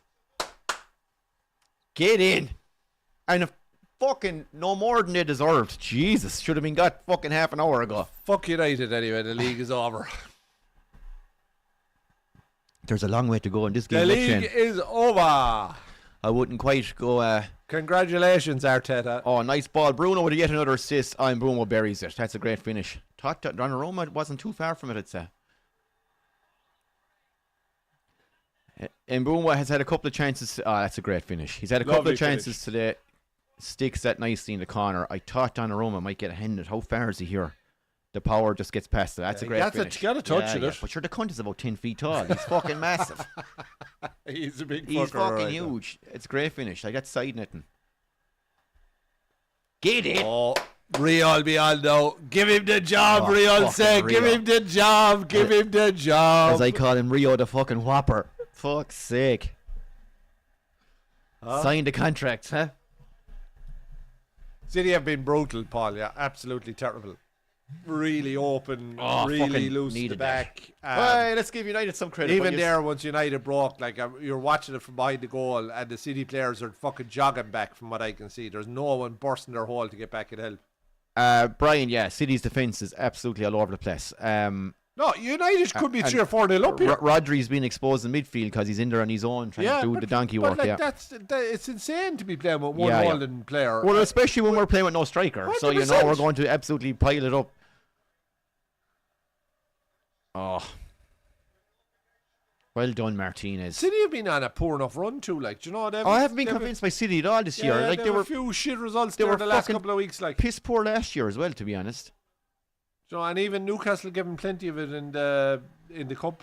Oh no, I'm not convinced by their squad at all. Like there was, you go back 2-3 years ago, there was a City team there. You go, fucking hell, they're animals. But no, I wouldn't rate them anywhere near. They look light to me. They look they don't have that physical presence. Like I wouldn't outside of Rodri. Like they get badly found out in Champions League now. 100%. If it gets to the business end. Bruno, another lovely ball. Is he onside? Diallo's in.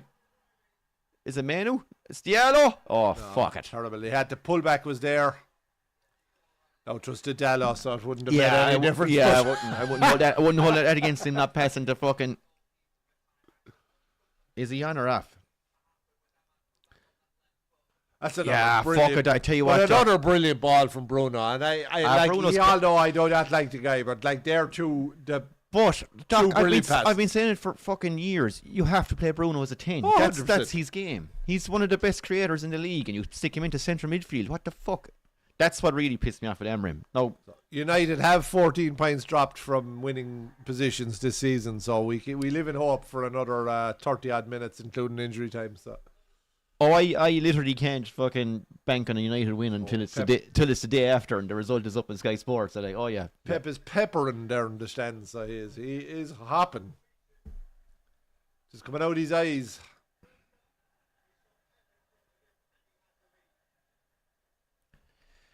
Yeah. No, look, there's no more than United deserved. We probably should be 2 up, maybe 3, to be honest. And like I'm watching City here, and it's a lot of what I've seen from Liverpool this season. It's passing for the sake of it, not enough forward, not enough drive, not enough pep, not enough fucking running. Who was that? Diallo. I was getting a bit nervous there because Manu's on a yellow, I think, is he? Yeah. It's gassed when you consider the attacking threat they have on the pitch, like Doku, Semenyo, Haaland. Doku went through a month there where he was absolutely unstoppable. He's fucking nothing done today. And the last couple of games I watched him in, he's nothing done. True, he kind of started the season there in November, and in the run up to Christmas, he was absolutely on fire. He looked like the best player in the league.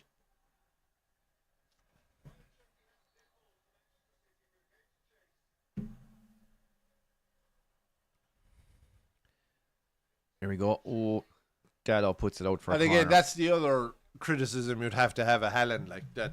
When they're not in the game, he really just does not contribute, does he?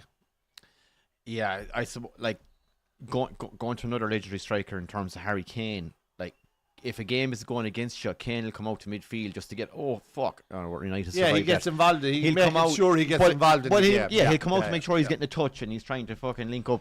And he tries to work his way into the match. Like. Whereas Haaland's just kind of the killer that'll wait in the box. That was a lovely counter-attack move, yeah. So Wayne starts a lovely flick to Bruno. Bruno returns the favour, a nice little weighted through ball, and geez, great finish. Boom! In a gas, how often you see it from your own corner kick, your own free, teams break and kill you. How the fuck do teams not keep enough players back? I can't understand it. But I'm watching this now, and I'm watching City, Doc. Unless Arsenal have the biggest implosion since Newcastle back in the Kevin Keegan days, nobody's stopping them. The rest are too inconsistent. Well, we said it here early in the season. They have the best squad in the league. They have, yeah. They've strength and depth everywhere. They have, yeah. And Mbeumo goes off. Great goal. Cunha comes on. I'd like to see him do something now. He's a lad that I admire, and other times he annoys the shit out of me, and he's an awful fucker for just running into the back of a fella and give away a stupid free kick as well. Cunha, yeah, just kind of lazy. No, I'm not sure I like him. I'm not sure I'd have signed him. I didn't think he was the best signing fee. I don't think he works hard enough. If I'm being honest, I don't think he was the player we needed at the time. No, I didn't think so either. Because we had Bruno, and then it was like, we're going to... Oh, Dargo, don't wait for it to come to you. Oh, that's great defending. That Casemiro fired himself with that. A fair play to him there now because he put the body on the line. Yeah.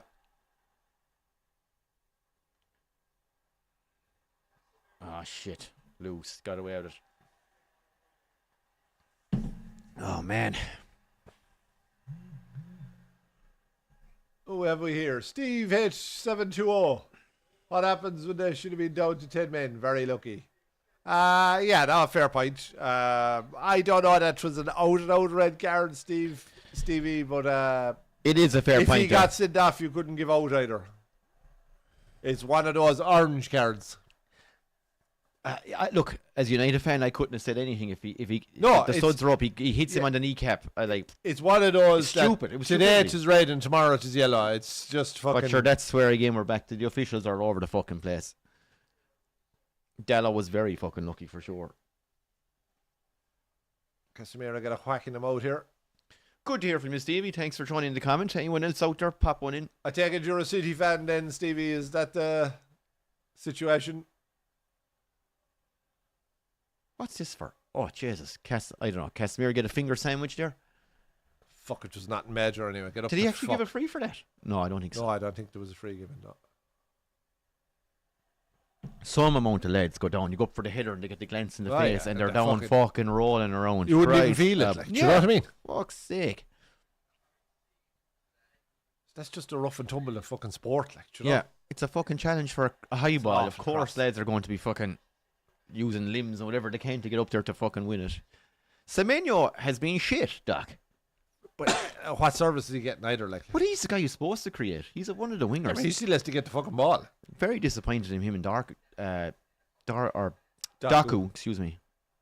Well, with Dargo and Daku, I know, and Diallo and Dallo, there's fucking all sorts of tongue twisters going on here.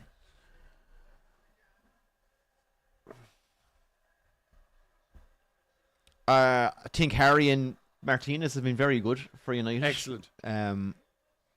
And I'm not a fan of Martinez, and I think he's been excellent. I like Martinez. Poor bastard's been plagued with injury for 2 years, but it's great to see him back. I think he's been excellent today. It's just, 5'3" wouldn't be my ideal. No, I take the point, but he's fucking tenacious. But what I love about him is he's actually a great soccer player. He's got a savage pass in him, and he's great control. And he's Mexican. He's tenacious as fuck. Argentinian, sure. He's a World Cup medal winner.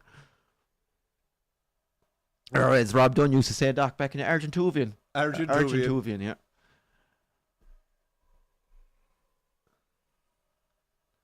Where they got Mexican out of? Who had you that was Mexican? Your man Hernandez. midfield, was it? No, Hernandez. Yeah. Was the striker. Oh yeah. No, had you a fella in midfield that was Mexican as well? Jesus, that's gone back a good few years now.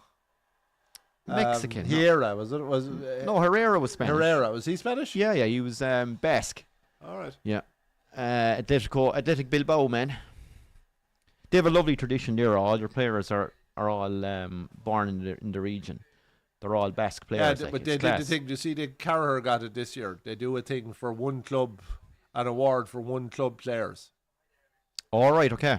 So Carragher got it this year. So he was over and got presented with an award. And I hope the fuck I didn't pull that out there. Watch that there. Stick on the side of the boot.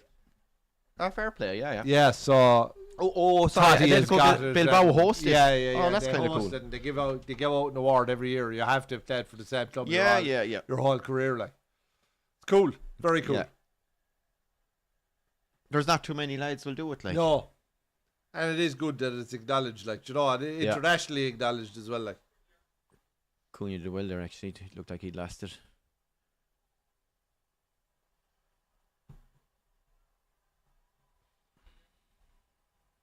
Great ball, who's in there? Oh, yes! Fucking yes! What a ball out of Diallo. Get in! That is no more than fucking awesome. I have to say. Jeez, brilliant out of Cunha. Completely deserved to be 2-0 up. Brilliant out of Cunha. Works like showed great strength. Cunha played the ball in. I thought it was Diallo. I thought the move was half dead because he was kind of a bit slow paced looking out there when he got the ball. But geez, he does great. Whips it across. I love balls in like that. Yeah, you don't see enough of that shit. That's a great ball. Like, that's a ball, like, Dargo isn't the most prolific finisher, but anyone that gets a foot in that is scoring. But it just showed Haaland there. That's the kind, if you feed him anything like that, he's burying it fucking all day long. Cunha does fucking brilliant. Boom! Great goal. City have been fucking it alive today, if I'm being honest. They've been piss poor. No, they've been second to every ball. I have to give United credit. United have been very good. And, jeez, dare I say it, Carrick's got it right, Doc. Give him the job. Give him the job. Where's Rio Rowan for that 5-year contract? Cunha does brilliant here, because, look, he's standing... Just makes a yard for himself, whips it in. Dargo does great. That's really lazy defending. It's just powerful attacking the ball. Yeah, that's really lazy defending. It's doing the basics. Like, who is it gets caught rotten? Just on his heels. Oh, that's Lewis. Rico Lewis. And all I've heard of that lad, he's fucking this, he's that. He stood there looking at it. Great finish, Dargo. Like, if Carrick starts with a win against City and a win against Arsenal next week, sign him up. That's it. He's going to get the job, like. Apparently, they've said there's no way it's happening. It's interim only, and it's all been arranged. That look, sure, who knows? But sure, give him a year contract. That's the other thing. Like, you don't have to sign a fella up for fucking 7 years. You know. Unfortunately, when it comes to United, Shane, I don't know what the fuck they're going to do, what they're capable of nowadays. It's just but like even Chelsea, what are they doing giving that manager a 6-year fucking contract? I know, yeah, madness. And I've gone through more managers than fucking I've had fucking dinners. Like, was Aquino said it the other day, like he'd be gone in 6 months, like, and they've him signed up for 6 fucking years. But what's the point? Like? But I'd say not like he's going anywhere else. No, but I'd say he wouldn't leave the club he was with. I'd say he said no fucking way. They're his boss. What? Oh, they own the two of them. Oh, all right. So, Bowley owns them as well, does he? Oh, for fuck's sake. Sure, Chelsea had them all along. Do you not remember? No. I don't think he'd have came there for a 3-year deal. Like, no doubt in my fucking mind. Like, I actually didn't get the whole Maresca sacking either. No, I know he was getting another row with the board as well. Yeah, right. But there's, I was listening to stuff too.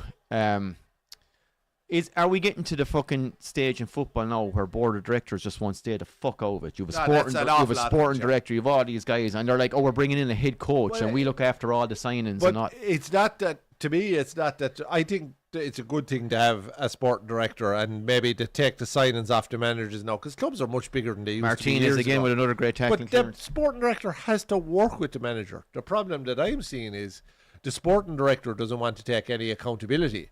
And if it goes wrong, all the accountability is on the fucking manager. Yeah, that signing was shit. Didn't work out. Correct. But this is the guy he wanted. Yeah. They saved their own holes.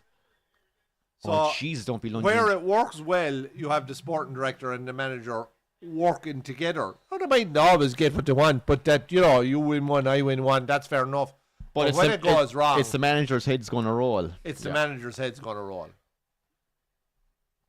Like, I saw a thing, I was reading it there a week or two ago about Wilcox, and he was saying, like, I can't help but fucking meddle and get involved because my fucking manager head comes out at me and all this blah, blah, blah. It's like, that's not your fucking job. No, that's not your job. And the minute he does that, he should be fucking gotten rid then of. I'm wondering, like, the whole Amram sacking thing was a fucking mess. And it's obviously, they've both told each other to go fuck themselves. And Wilcox has made the call. But I know it's Liverpool, right? So they went down the data route for transfers. Yeah, as soon as the boys Haaland going off. Ouch. Some excellent podcasts on it. What happened to Renders? He was supposed to be the fucking best thing since sliced bread, and he's only coming on now. It's 10 minutes to go. Was he away or was he injured or something recently? I think he's only coming back maybe, but like you have the data guys come in, the sporting director is there, the manager is there, and there might be someone else from the board there, and then they make the decision between the three of them. So if the data is saying we want to sign Clive and the manager's going, I just don't want Clive, then that's gone. They're looking at so it's not entirely data driven. So they are working together. They obviously have a budget. They obviously know what age profile they want. And you sit down and you try and agree it. So that's how it worked when Klopp was there. Apparently Rodgers went completely against the fucking the data, is it? The data when he was there. Casemiro getting a standing ovation here as he substituted. He was excellent. He put in some shift. Really, really good. Dominated his fucking position. And he just can't do 90 minutes anymore, and that's fine. Like to get 80 of him is fucking unreal. It's probably 10 minutes too long. Yeah, but go on anyway. Yeah.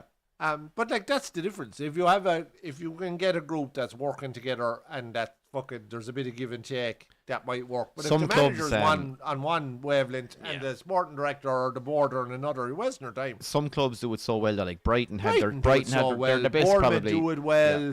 Liverpool do it well. Fairness to Steve Parish at Palace, they have a fucking system there that seems to work. It's kept them up for years. They had a brilliant last couple of years. Won an FA Cup last season. Yeah. I mean, phenomenal.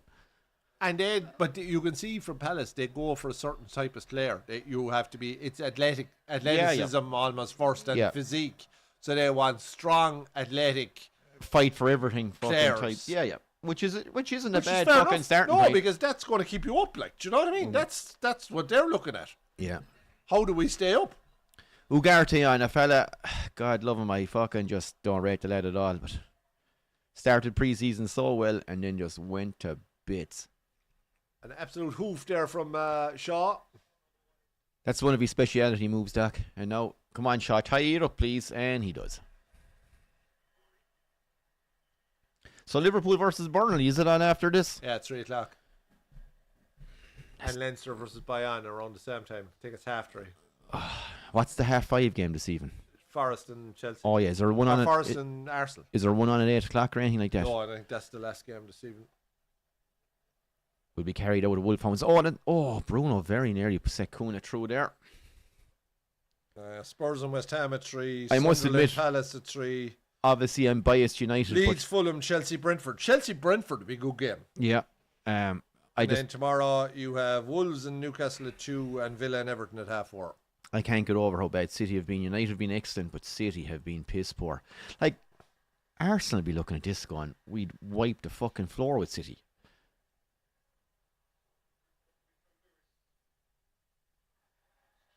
Well done, Luke Shaw. Like, even the physicality of Arsenal up against the way City have been there, they'd destroy them if they played. Yeah.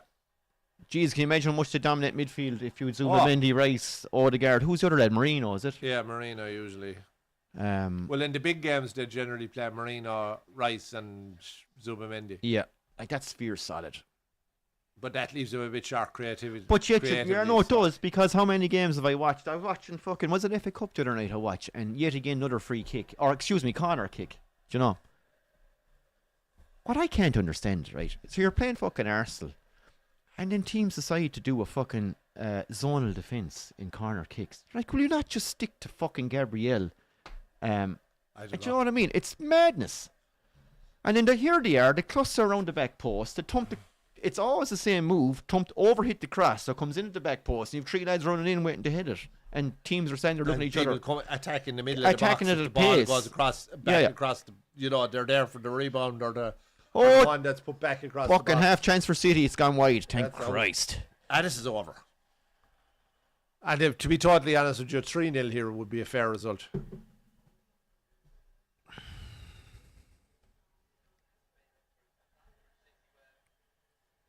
It was a dangerous ball across, just nobody there, thank Christ. But in fairness to Helen today, and I know he's taken off, but he got no service. What did he, one shot? Yeah, but he wasn't like... But Helen doesn't do it. He doesn't come out to get involved in the game. He just sits in there waiting. But you have a player like that, you have to get him the ball. Like, it's time to bring on poor old fucking Sesko there now and give him a chance for a goal. Oh, it is 100%. Build his confidence. Yeah. Nice, Cunha. Just killing the game a bit. He's not wrong there, though.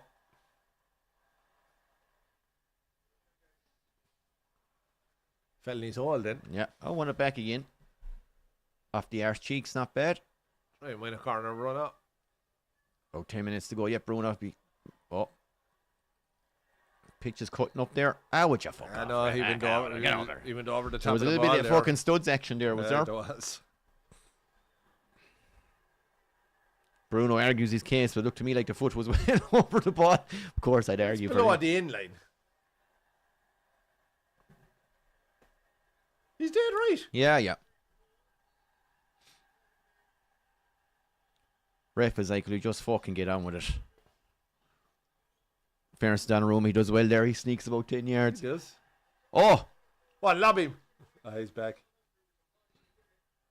Offside, says the ref. Oh, yes. Should have been 4 fucking nil if you ask me. If you won 3-4-0, it would not be unjustified. Like, he should have scored in the first half. Just funny that City have fucking, 100 million spent in this window. Where the bones of it. And they're a fucking mess. Well, granted, Gahey isn't quite but there the game yet. has slightly changed too, though, and I mean that's why part of why Liverpool are struggling this season. The football is much more direct. The number 9's back in. The physicality is up. The obsession with fucking passing out by the goalies. I know they do a little bit of it, but it's not as bad as it was. It's not working. Yeah. Well, because it leaves you opened into the fucking the counter-attacking team. Sure, as Slot said, teams that go direct against them, they still haven't fucking figured out how to stop it because they're exposed with the way they play. Plus the fact, I suppose, as we were chatting earlier, you've got fucking Kirkes who's struggling. Canada bar a couple of games has been stink. I do think Doc teams that are playing that style, but the kind of re-emergence of the number 9 is part of that too, because now teams have a fella in the fucking box that they can actually fucking play it up to or cross it into. Well, they're more inclined to actually put us a few balls in. Van Dijk, Shane. So is he on the way down? Clive, hold on. Arsenal, away to Fulham, Arsenal, that's going to be tough. At home to Fulham, at home to Spurs, they're 2 great results. Away to West Ham, there's 3 points. Away to Everton, always tough. At home to Palace. That's a nice run of fixtures. Not bad. Like, even if Arsenal beat you, he's got 6 or 7 nice fixtures there in a row. Like. Spurs are kind of fucking rabbit out of a hat. You have no idea what the fuck you're going. I feel sorry for Thomas Frank because and they have a shed load of injuries as well. I think 90% of the goals they scored last year, those players are unavailable. Do you know what I mean? Between Solanke, Sans gone, Kulusevski, do you know? I didn't understand letting Sang go. I'd have kept the fucking lad. He's guaranteed goals. No, unless he wanted to go, but where he didn't go anywhere massive, did he? I can't remember. Trying to think, did he go for the payday abroad? Did he go to Saudi, no? I wonder, did he go back to Korea or China or somewhere, no? Not sure, no. Or did he go to the MLS, actually? Oh, Christ, maybe he did. Oh, I think he did. Well, if he did, that's a big payday, so...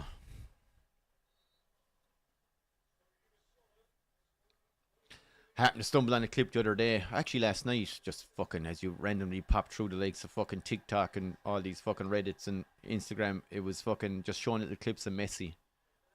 Sure, back in his prime, and just showing all the legendary defenders that he came up against, and he ghosted them all, and just literally walking past them like they're not there. Me, like cunt is just a fucking freak. Maradona will always be the god for me, but he's the fucking absolute best. There's never been a technician like him. Not at all.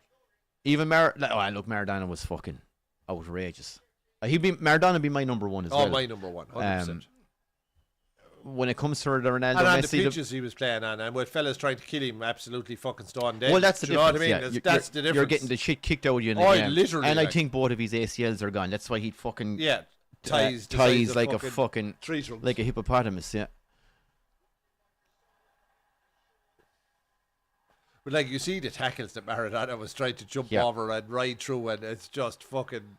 Go on, Diallo. It was a shit pass out of Bruno, but Diallo's done superb. He deserves it. Oh, shit! He deserved it. He deserved the goal. He's been very good today. Good defending now. The defender kept him under pressure the whole way, to be fair. It was on his slightly weaker foot, shall we say.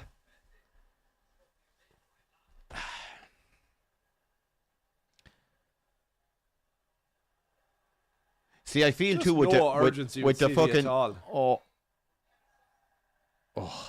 Sorry, Clive, go on. No, you're okay. I was just fucking delighted. Oh, what a ball out. Christ above.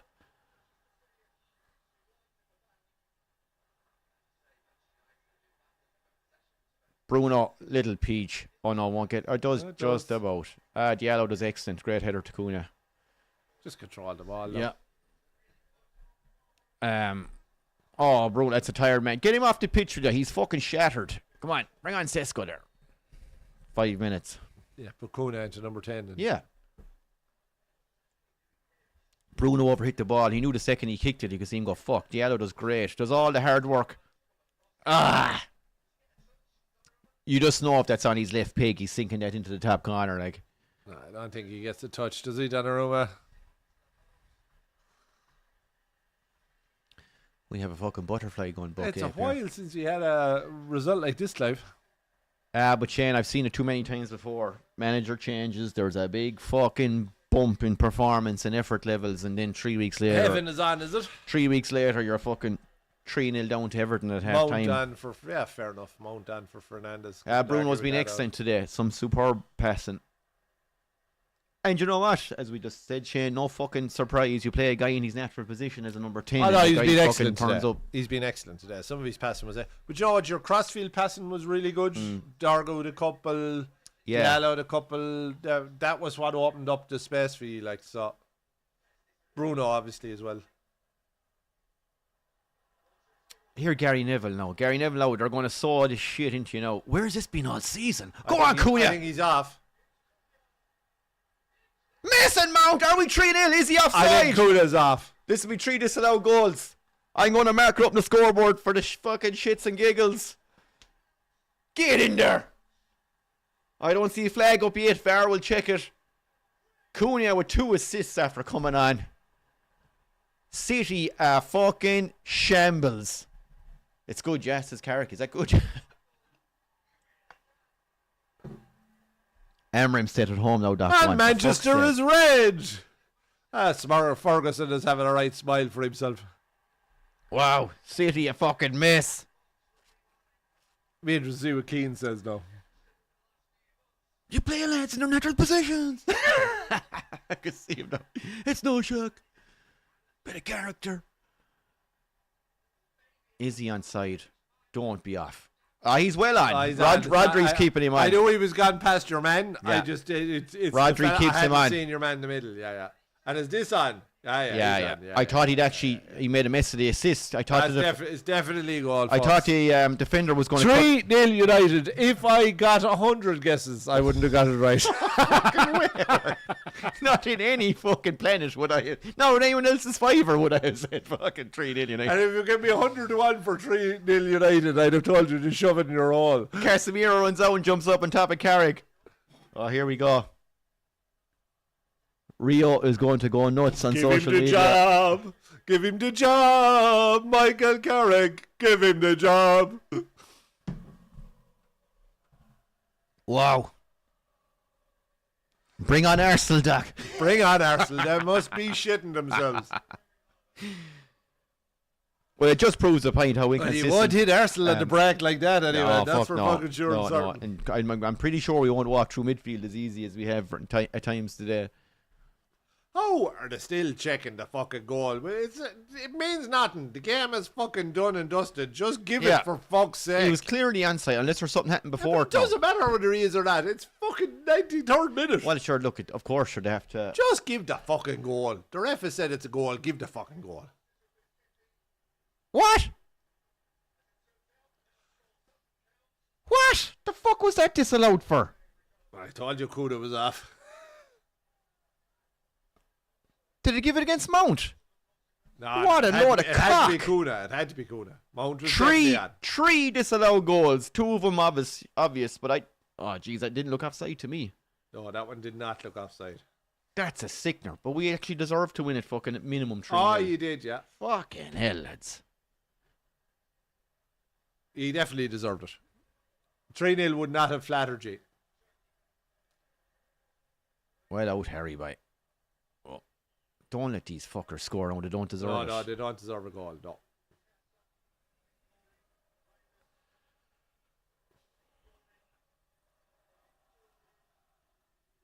Fuck. But even as a United fan, like if you'd said at the start of the game that Foden would have been gone at half time and Haaland would have been gone with 20 minutes left, do you know what I mean? Yeah. Great tackle, fucking Dargo. And neither of them injured. Yeah. Yeah, well impressed with United, but obviously shocked at the state of City today. The City end is desolate. 3 disallowed goals. Oh, it's a piss poor ball out to Cunha from Diallo. It's all over, blood up. Sure, the VAR. Sure, they lost a fucking minute and a half there with the goal. They did 2 minutes, maybe. Fuck's sake, there must have been nothing in it. Fuck, it had to be very tight. Fuck's sake. Oh, when it was played first, I thought he was off. I genuinely did. Mount or Cunha? No, Cunha. I think Cunha was alright, unless Mount got fucking off. I think it has to be the Cunha one. Mount was definitely onside. But Rodri looked like he was keeping Cunha on by a mile. Yeah, but it was the angle. Unless it's a fucking fingertip now or some fucking nonsense.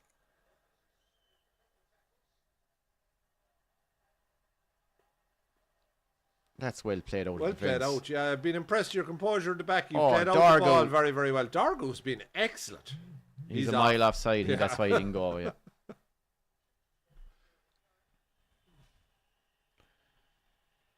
I'd say the most convincing 2-0 victory you'll see all season. Let him go home, ref, will you?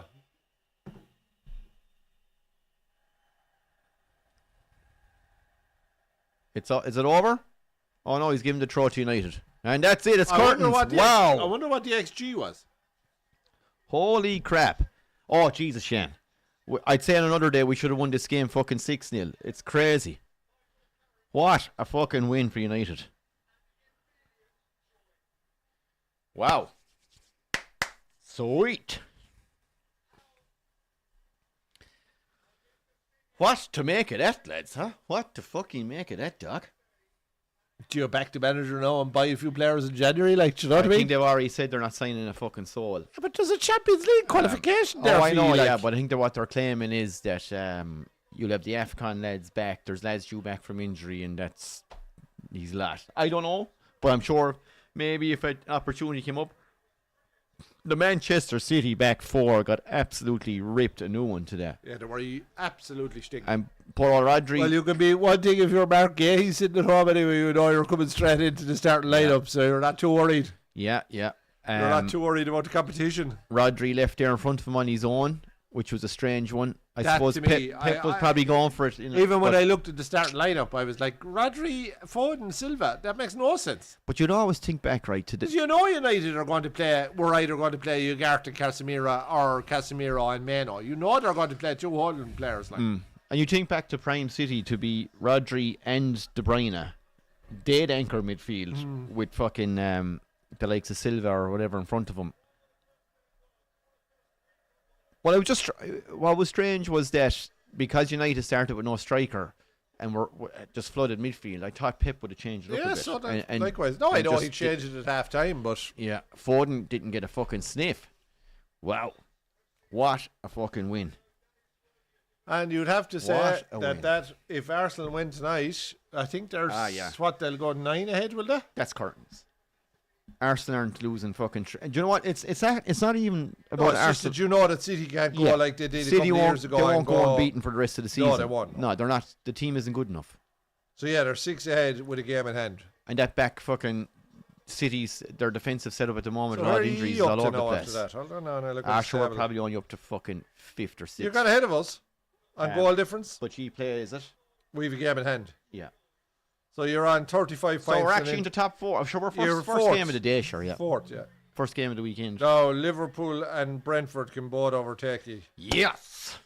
So anyone coming in late there, United or City fans, we'd love to hear from you. Liverpool win will knock you out of 4th. What a performance. Which Liverpool or Brentford win will knock us out. Yeah, 4th, yeah, look, who cares? What a performance today. And the sign in the stand says Manchester is red. It is today, folks. They thoroughly deserved that win. I was actually very impressed with United today. Today, even though I've been here for United wins and stuff, today is the first day that I watched you dominate a game. 2 years where he absolutely dominated the game and should have won by more. Yeah. I still haven't seen the replay for Mount's goal as to what happened, why it was disallowed. But Casemiro jumping up and Carrick's back at the end of the game. Perfect afternoon, says Roy Keane.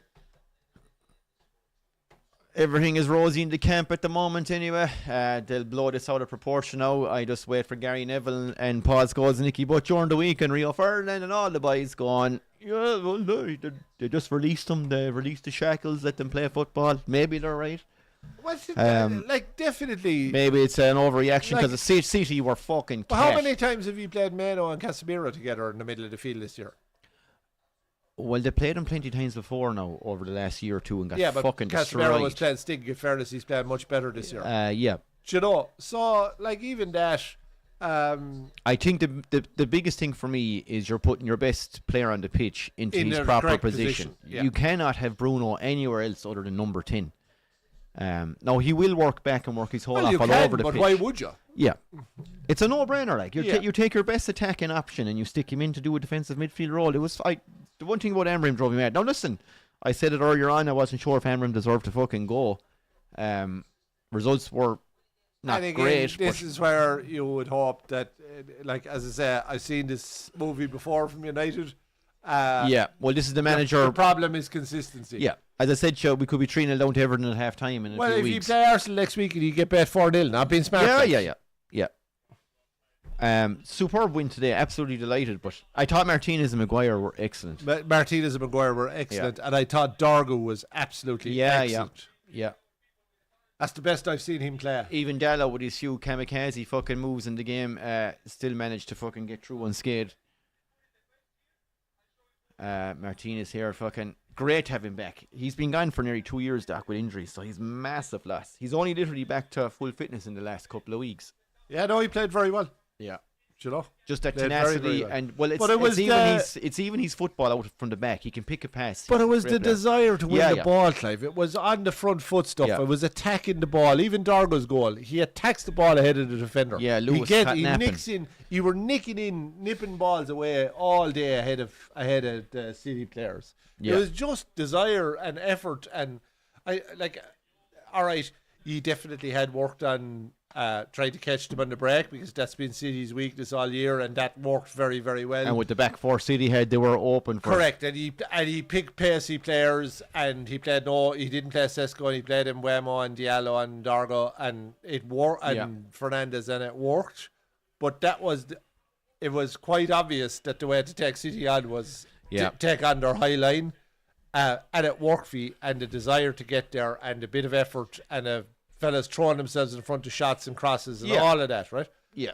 It's the next day we learn a lot more. It's a fucking, as you say, it's a movie we've seen before. It's a movie. It's the manager bounce. And City were so bad today. Like, they were terrible. It reminded me of watching Liverpool when they went through that fucking 5-game losing streak. They were shit.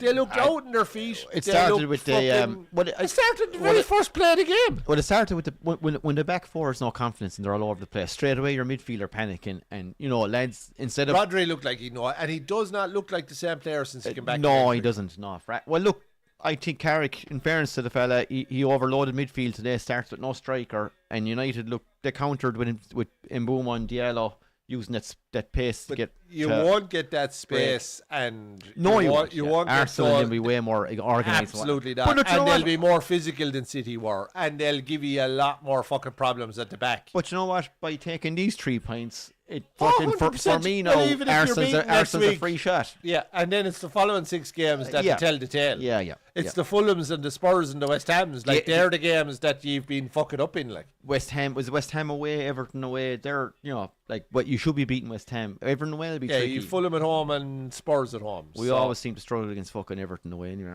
Palace at home, I think they're the 3 home games. Yeah, Spurs is one of them, wasn't it? Yeah. We should, Spurs, Fulham, and Palace at home. Yeah. Everton, West Ham, and Arsenal away. Yeah. Yeah. Look, Jesus, what a performance! Fucking hell.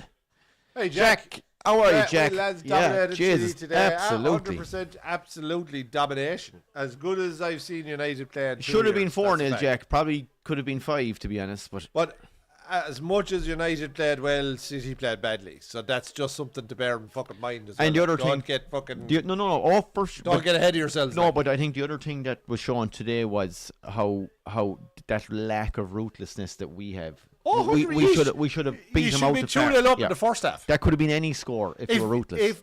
If 5 minutes after half time City get a corner and Haaland heads it into the goal, you'd have fell apart. Yeah. That's where you're really testing, and then suddenly the whole fucking thing changes, and now you're chasing a fucking pint rather than dominating and looking to wrap up 3. But no, I think Martinez, a lot of positives. But City were a miss. A step in the right direction. That's all it is. A step. You have about 50 to go, like. which I think is fair enough, Doc. No, it is 100%. It's fair enough because it's just a fucking fact. Like, I mean, Liverpool play Burnley today. I think Liverpool are at home. You'd expect them to win that game. Chelsea, Brentford are away to Chelsea, so that could go anywhere. Newcastle will pass us out with a decent win as well.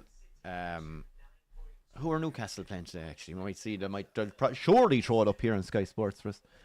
Haaland getting hooked off was great to see. Yeah, Jack, he was fucking. Sure, he got nothing. He was piss poor. Foden was a fucking disgrace in the first half. Yeah, here are the fixtures, Doc. Here we go. Newcastle play Wolves tomorrow. Well, yeah, okay, that should be. Well, Wolves are at home, but I'd expect Newcastle to win. Newcastle will win that, yeah. Villa home to Everton. Villa should probably see that one out. Brighton home to Bournemouth will be a decent game Monday night. Sunderland Palace. That won't be a bad match either. Sunderland are flying. Yeah. Spurs, West Ham, Forest. Look, in fairness, this year most of the games are good games. Like, I mean, the only 2 clubs that are really playing very, very poor are Wolves and West Ham. Like, yeah. Like, even Burnley, and they just don't have the squad, but they're a tough fucking team to play against. Like. Well, there's kind of a mix. With the so-called better teams being so fucking inconsistent, with the exception of Arsenal. The rest have been so inconsistent, and in the middle to lower tier teams have improved a bit. So every game is a fucking dogfight. But you're not seeing the 4 and 5 nils now that you were a couple of seasons ago. The only complete and utter donkey showings this season, or as you said, I mean, Wolves and West Ham. City would go out there a couple of seasons ago, and you'd be expecting them to score 3 against anyone kind of 8 and below. Maybe even Liverpool doing the same. Maybe even 2, 3 per game. Like. Arsenal doing the same. Well, not every week, but lots of weeks you'd be seeing 3-goal margins at a minimum and 3-goal margins plus. You're not seeing that now. Oh, yeah. What a fucking win. Sweet. Like, no, that's if say, right, just entertain me now for a second. one. So City, after watching what we saw today, now granted, Vardiol, Stones, who's the other fucking lad they're missing? They're missing a pile of fucking defenders. Consider now they've dropped the bones of 100 million in January, and who's to say they won't spend a few more quid? They might. If they were by some fucking way to find themselves, I don't think they'll find themselves out of the Champions League places. I think they're too good for that. But like, it's a lot of money. They were stink today. Now they were dominated, and Pep had no fucking answers. Or maybe he didn't have the squad. He'll probably make the point he didn't have the squad at the moment. But they still have a better squad than United. Yeah. Even with all the injuries. Do you start getting to the stage where fucking has it gone stale? You know, it happens. I would say that's a distinct possibility. Yeah. Like, you know, you hear the same voice for 10 fucking years or more. It's like, no, I know. Well, see, I suppose where Ferguson was different. Ferguson was and I've no doubt Pep is too. Well, I'm not sure, maybe to the same extent, but Ferguson was fucking ruthless. As in, like, I will get my 5-6 years out of you, and the second you fucking show a sign of decline, bang, you're gone. You know what I mean? And he bring in someone new. Now maybe. And to be fair, like Pep in fairness, De Bruyne, you could make the point. Should they have kept him on for one more season? What was it going to cost him in wages? Like, you know, he's out in Napoli doing all right. Wouldn't he been a decent option today to come on and try and get on the ball? I think De Bruyne was done though. The legs, I know. His legs were gone. Like, and then if you look at last year. They just, like with Walker, with De Bruyne, they looked old, they looked tired, they needed fellas that can run. Suppose we go back to Liverpool, the likes of Henderson, don't you see the mileage after so many 100%. Years and they're burnt from it, like. And even this year, it was the Arsenal game I think we did against City, and City didn't try and dominate the ball, they sat back, they nearly played, like United played today, kind of countered a little bit, and I thought, there's a bit of an evolution here, but I didn't see any of that today, like. No. And that high line is just not suiting them at all. Well, especially when you've got a fucking makeshift back four and they're exposed, and then you decide to go with Rodri. If they drop 5 yards back the pitch, that game could have finished 0-0. But then you're only going with one lad covering him in front of him in Rodri, and then two attacking midfielders. And the high line. Now, so granted, if there is a break. I know Silva works his whole off in fairness to Bernardo Silva, but he's not really a defensive midfielder. He's around a while. There's a lot of miles in the legs. True, yeah. And he doesn't have the physicality for centre midfield. Like that's like for me, he plays in a front three or he doesn't play. Like yeah. No, great performance, United City, with a lot of fucking questions. We'll see next week, I suppose. If this is just a one-game bounce. We'll nearly have to do Ian Arsenal next week. Oh, right? I think so, Doc. Think we'd be foolish to miss that one. Jack reckons always said Carrick was the man for the job. Give him the job. Wait for Michael Carrick. Wait for the Sky Sports bias now towards their fucking ex-teammates. It's half 4 next Sunday. Half 4 next Sunday. It's a no-brainer, really. It's a no-brainer. It's a no-brainer. We'll be here for United Arsenal next week, folks. What do you reckon, Doc? We wrap it up? Or I think we're going to leave it there. No, congratulations, United. Nice to see that hope back in your eyes, and I'd be looking forward to the next few months to see that be extinguished over time. And Carrick booted out of the place come fucking June or May. If you could be excommunicated from a club, Carrick might be by the time May gets here. So that's your vision. You envision. That's my hope. The whole thing goes tits up. They fucking burn any reference to him inside Old Trafford, and the whole thing goes tits up, and there's a lot of infighting, and either that will happen or it'll go really well, and he'll give him the job, and next year it'll fall asunder. Absolute shambles. Yeah. Oh, sure. Who knows? But look. That's my hope for the next few months. Who knows what Circus United these days? But what a performance today! We'll take the good days when we get them. We'll take the good wins, the good days when we get them. He finished any chance there was going to be for the fucking old title run in or anything. So, congratulations, Arsenal fans! It looks like today. What date's today? They can stumble January. Over the fucking finish line. It's curtains. You've happened to win the league. Way earlier than anyone could have envisaged. And you know what's really pissing me off is if they were put under pressure. That's all I wanted to see. Fucking folded. That's all I wanted to see. I wanted to see some proper pressure and how they handled it. And no one has tested them this year. No, it's been and they're going to walk the fucking title now. You know what this reminds you of? It actually reminds me of the year Leicester won the title. Yeah. Because everybody was so fucking bad and all over the place, and say inconsistent. I won't say bad, but they're just inconsistent. That Leicester just kind of came from nowhere. And Spurs, when you look back that season, Spurs should have won it, and Spurs shit themselves. So I think Arsenal are. So congratulations, Arsenal! You've been handed the league by. Hold on, poor play from Liverpool and City and Chelsea. Whoa! What happens if Forest go tonight and beat Arsenal 1-0? They're still 6 points. Do the fucking cracks start to show? 6 points clear. And City are so fucking bad. They're not going to put the pressure on them. What was that? I missed that table. How far? Who's third? Villa. All right, okay. Villa are on 43 points. I think they're 2 behind City, so they're 8 behind Arsenal. All right, okay, yeah. Well, you couldn't bank on Villa to fucking go and beat. They don't have the squad. No, they don't. If they had the squad, I'd give them a fucking chance. Yeah, but even though I wouldn't mind stealing their manager, if I'm being honest. Fair play to Carrick, but I wouldn't mind stealing Emery if he was up for the job. If I was 100% honest, that'd be the guy I'd go for. I think he's been the best manager in the Premier League for the last few seasons. What he's done with the squad he's had. Unreal. And they've had to sell some of their best players and everything. Like Diaz, they had to sell the striker. Obviously, them who was scoring all the belter goals. Who was this, sorry? The striker was the American or Canadian. That's the Villa striker. Yeah, the fella that was getting all the goals off the bench. Scored a couple of absolute thunder bastards. Oh fuck! What was his name? Started with a D. Duran or. Oh fuck it! Yeah, was it Duran? Did he go after Saudi? No? Saudi. Yes, they came in with some outrageous fucking offer. Yeah. That's right. He was most of the time he was a sub, but he was scoring. I think he featured in our Thunder Bastard. Oh, he did a couple of them. Yeah. It was Duran. I think you're right. Dave, just making the point there. You could say the same thing for Liverpool last season and the COVID season too. In terms of just the other team, they weren't tested properly. But they did it. Yeah. I know. And they did it, and they repeated it. Arsenal are.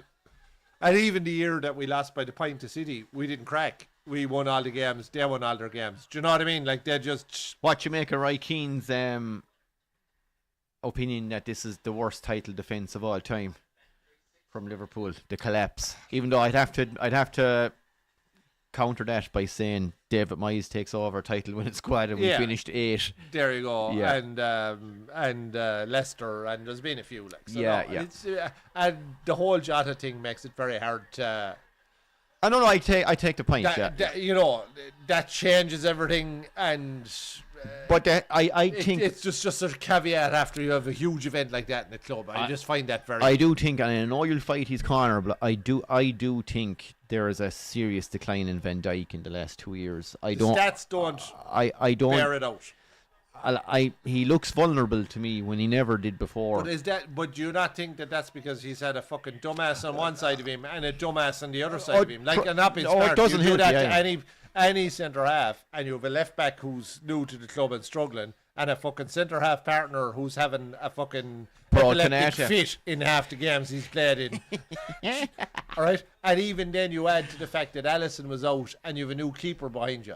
So when you do that to any centre half, no matter how good they are, they're going to look a bit more vulnerable. So no, all his sprint stats, his speed stats, all of that are the same as they've always been. Is there a little decline? Of course there is. He's 3 or 4 years of age. Yeah. No, I'm just saying. I just think myself. Look, I think coming back at his age from the injury, he did. If he had confidence in the guy in his left and confidence in the guy in his right, to see a different Van Dijk. Yeah. I think he's trying to cover. And even if it was one, if he was only worried about his left-hand side, I think he'd be fine. Yeah. But you can't worry about left and right. Well, you're worried about Konate's fucking 100%. men, and then you end up half forgetting your own. Great finish from him. That was a cracking counter-attack move from United. Lovely little toucher from Mbeumo. Sneaks it around Cirky there. That's a great touch. Yeah, Bruno runs on. That's a great pace out of Mbeumo here, or Mbeumo. Is it Mbeumo or Mbeumo? Because every time I fucking say it, I get corrected. Great finish. Donnarumma was brilliant today as well, by the way.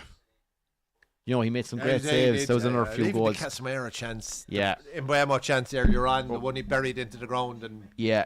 There was a few, like. And, like, they're absolute clear-cut chances. Yeah, They're not half chances, like. Casemiro had to score that. Had to. There was no fucking excuse. And just nil all at that stage, like. Yeah. Boomo said, I was thinking, Dave.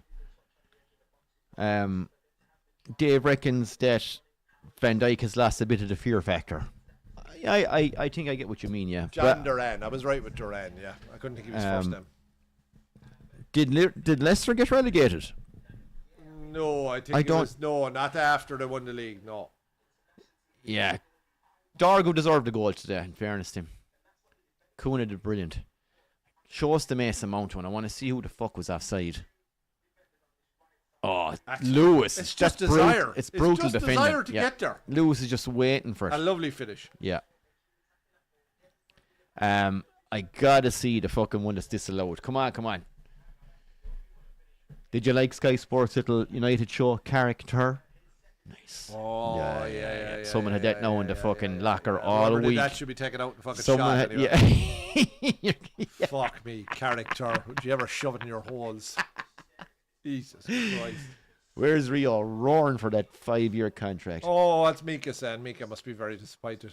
Jesus, he's a big bastard, isn't he? He's a gas man, Mika. Oh, he's fucking hilarious. Sturridge gives me ire now, but Mika, I'd have a great time for. Sturridge can be tough at times, and other times then he's funny. But when you see him and fucking Redknapp coming on together, oh god, I just want to fucking. I want to put my foot through the television. Tis time to get out the driver, the Pro V1, and put fucking straight through the fucking screen. Great counter attack. So Lewis, they're showing it here now. Lewis gets back to watch Dargo. It's just, look, I know they have to pass a few minutes here over analysing everything he did. It's just Lewis wait. He just gives that split second waiting for it, and Dargo gets in ahead of him. Split second on his heels rather than on his toes, and that's all it takes with a guy coming to attack the ball. And a guy that's bigger than you and stronger than you. Yeah. Great cross from Kuna in fairness. Great cross. Yep. Great cross. One that you can go on attack. That's all you want as an attacking player. Like Bruno was offside, Dave, for the Mount goal. Who was involved in that again? It was Kuna, was it not? No? Kuna in the middle. Why was Bruno offside before fucking Kuna even got it? I'd have to see the replay. I'm still waiting. They didn't show it in during the game either. But yeah. Will we leave it there? I think so. Folks, anyone that joined in, thank you very much. And we will be back here next Sunday at about 4:15 to see if United can repeat the dose and give it to the Gunners away in London. Yeah. It'll be a very interesting game. I'll be Dave calls Redknapp and Sturridge the Tight Jeans Collective. Whatever, they're just painful to fucking listen to, the two of them.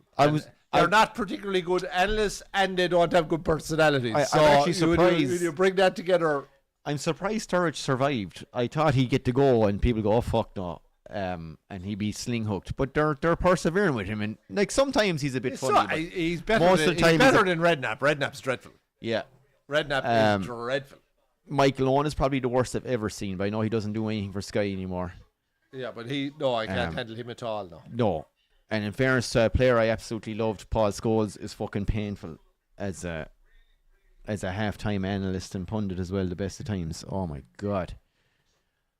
But and it's, as we know, Clive, it isn't easy, It doesn't all come naturally. It doesn't come as naturally to everyone as it does to us. Yeah. Well, sure, we do have the benefit, Shane, of sitting in Wolfhounds Bar. Well, we have the benefit of alcohol to help us get through it too, so that's always that. Few tinnies, great day at the office, comfortable home win for United. Congratulations, United.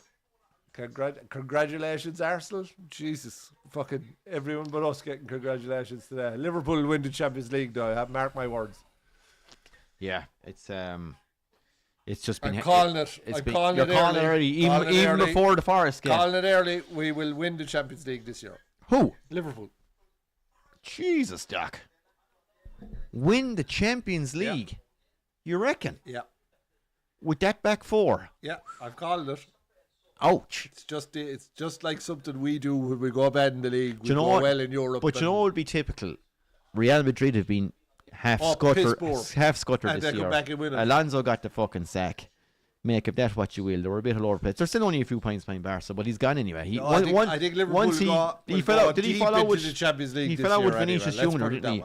I have a sneaky suspicion we just might win it this year. But you look around Europe. So PSV knock on great. Yeah. PSG knock on as we said, Real are a bit all over the place. Barca are probably reasonably solid, but I don't think Barca. They're not great at the back. No. And I think the whole fucking... Nothing huge in Italy you would be afraid of. No. Like Bayern are the one team that are probably flying. But for Bayern, they're not tested every week. They won fucking 8-0 or something there last week. What the fuck is the point of that? It's like it's the European version of the Scottish fucking Premier League. Like back in Benitez's time when we were going shit and next thing we're in the Champions League final. That's just the way I see it. No, Arsenal will be concentrating on the league. City are too flaky. Any idea who you might be coming up against or what way? No, not a fucking clue. Is it completely random the way that... It isn't, because it depends on where you finish and stuff like that. Right.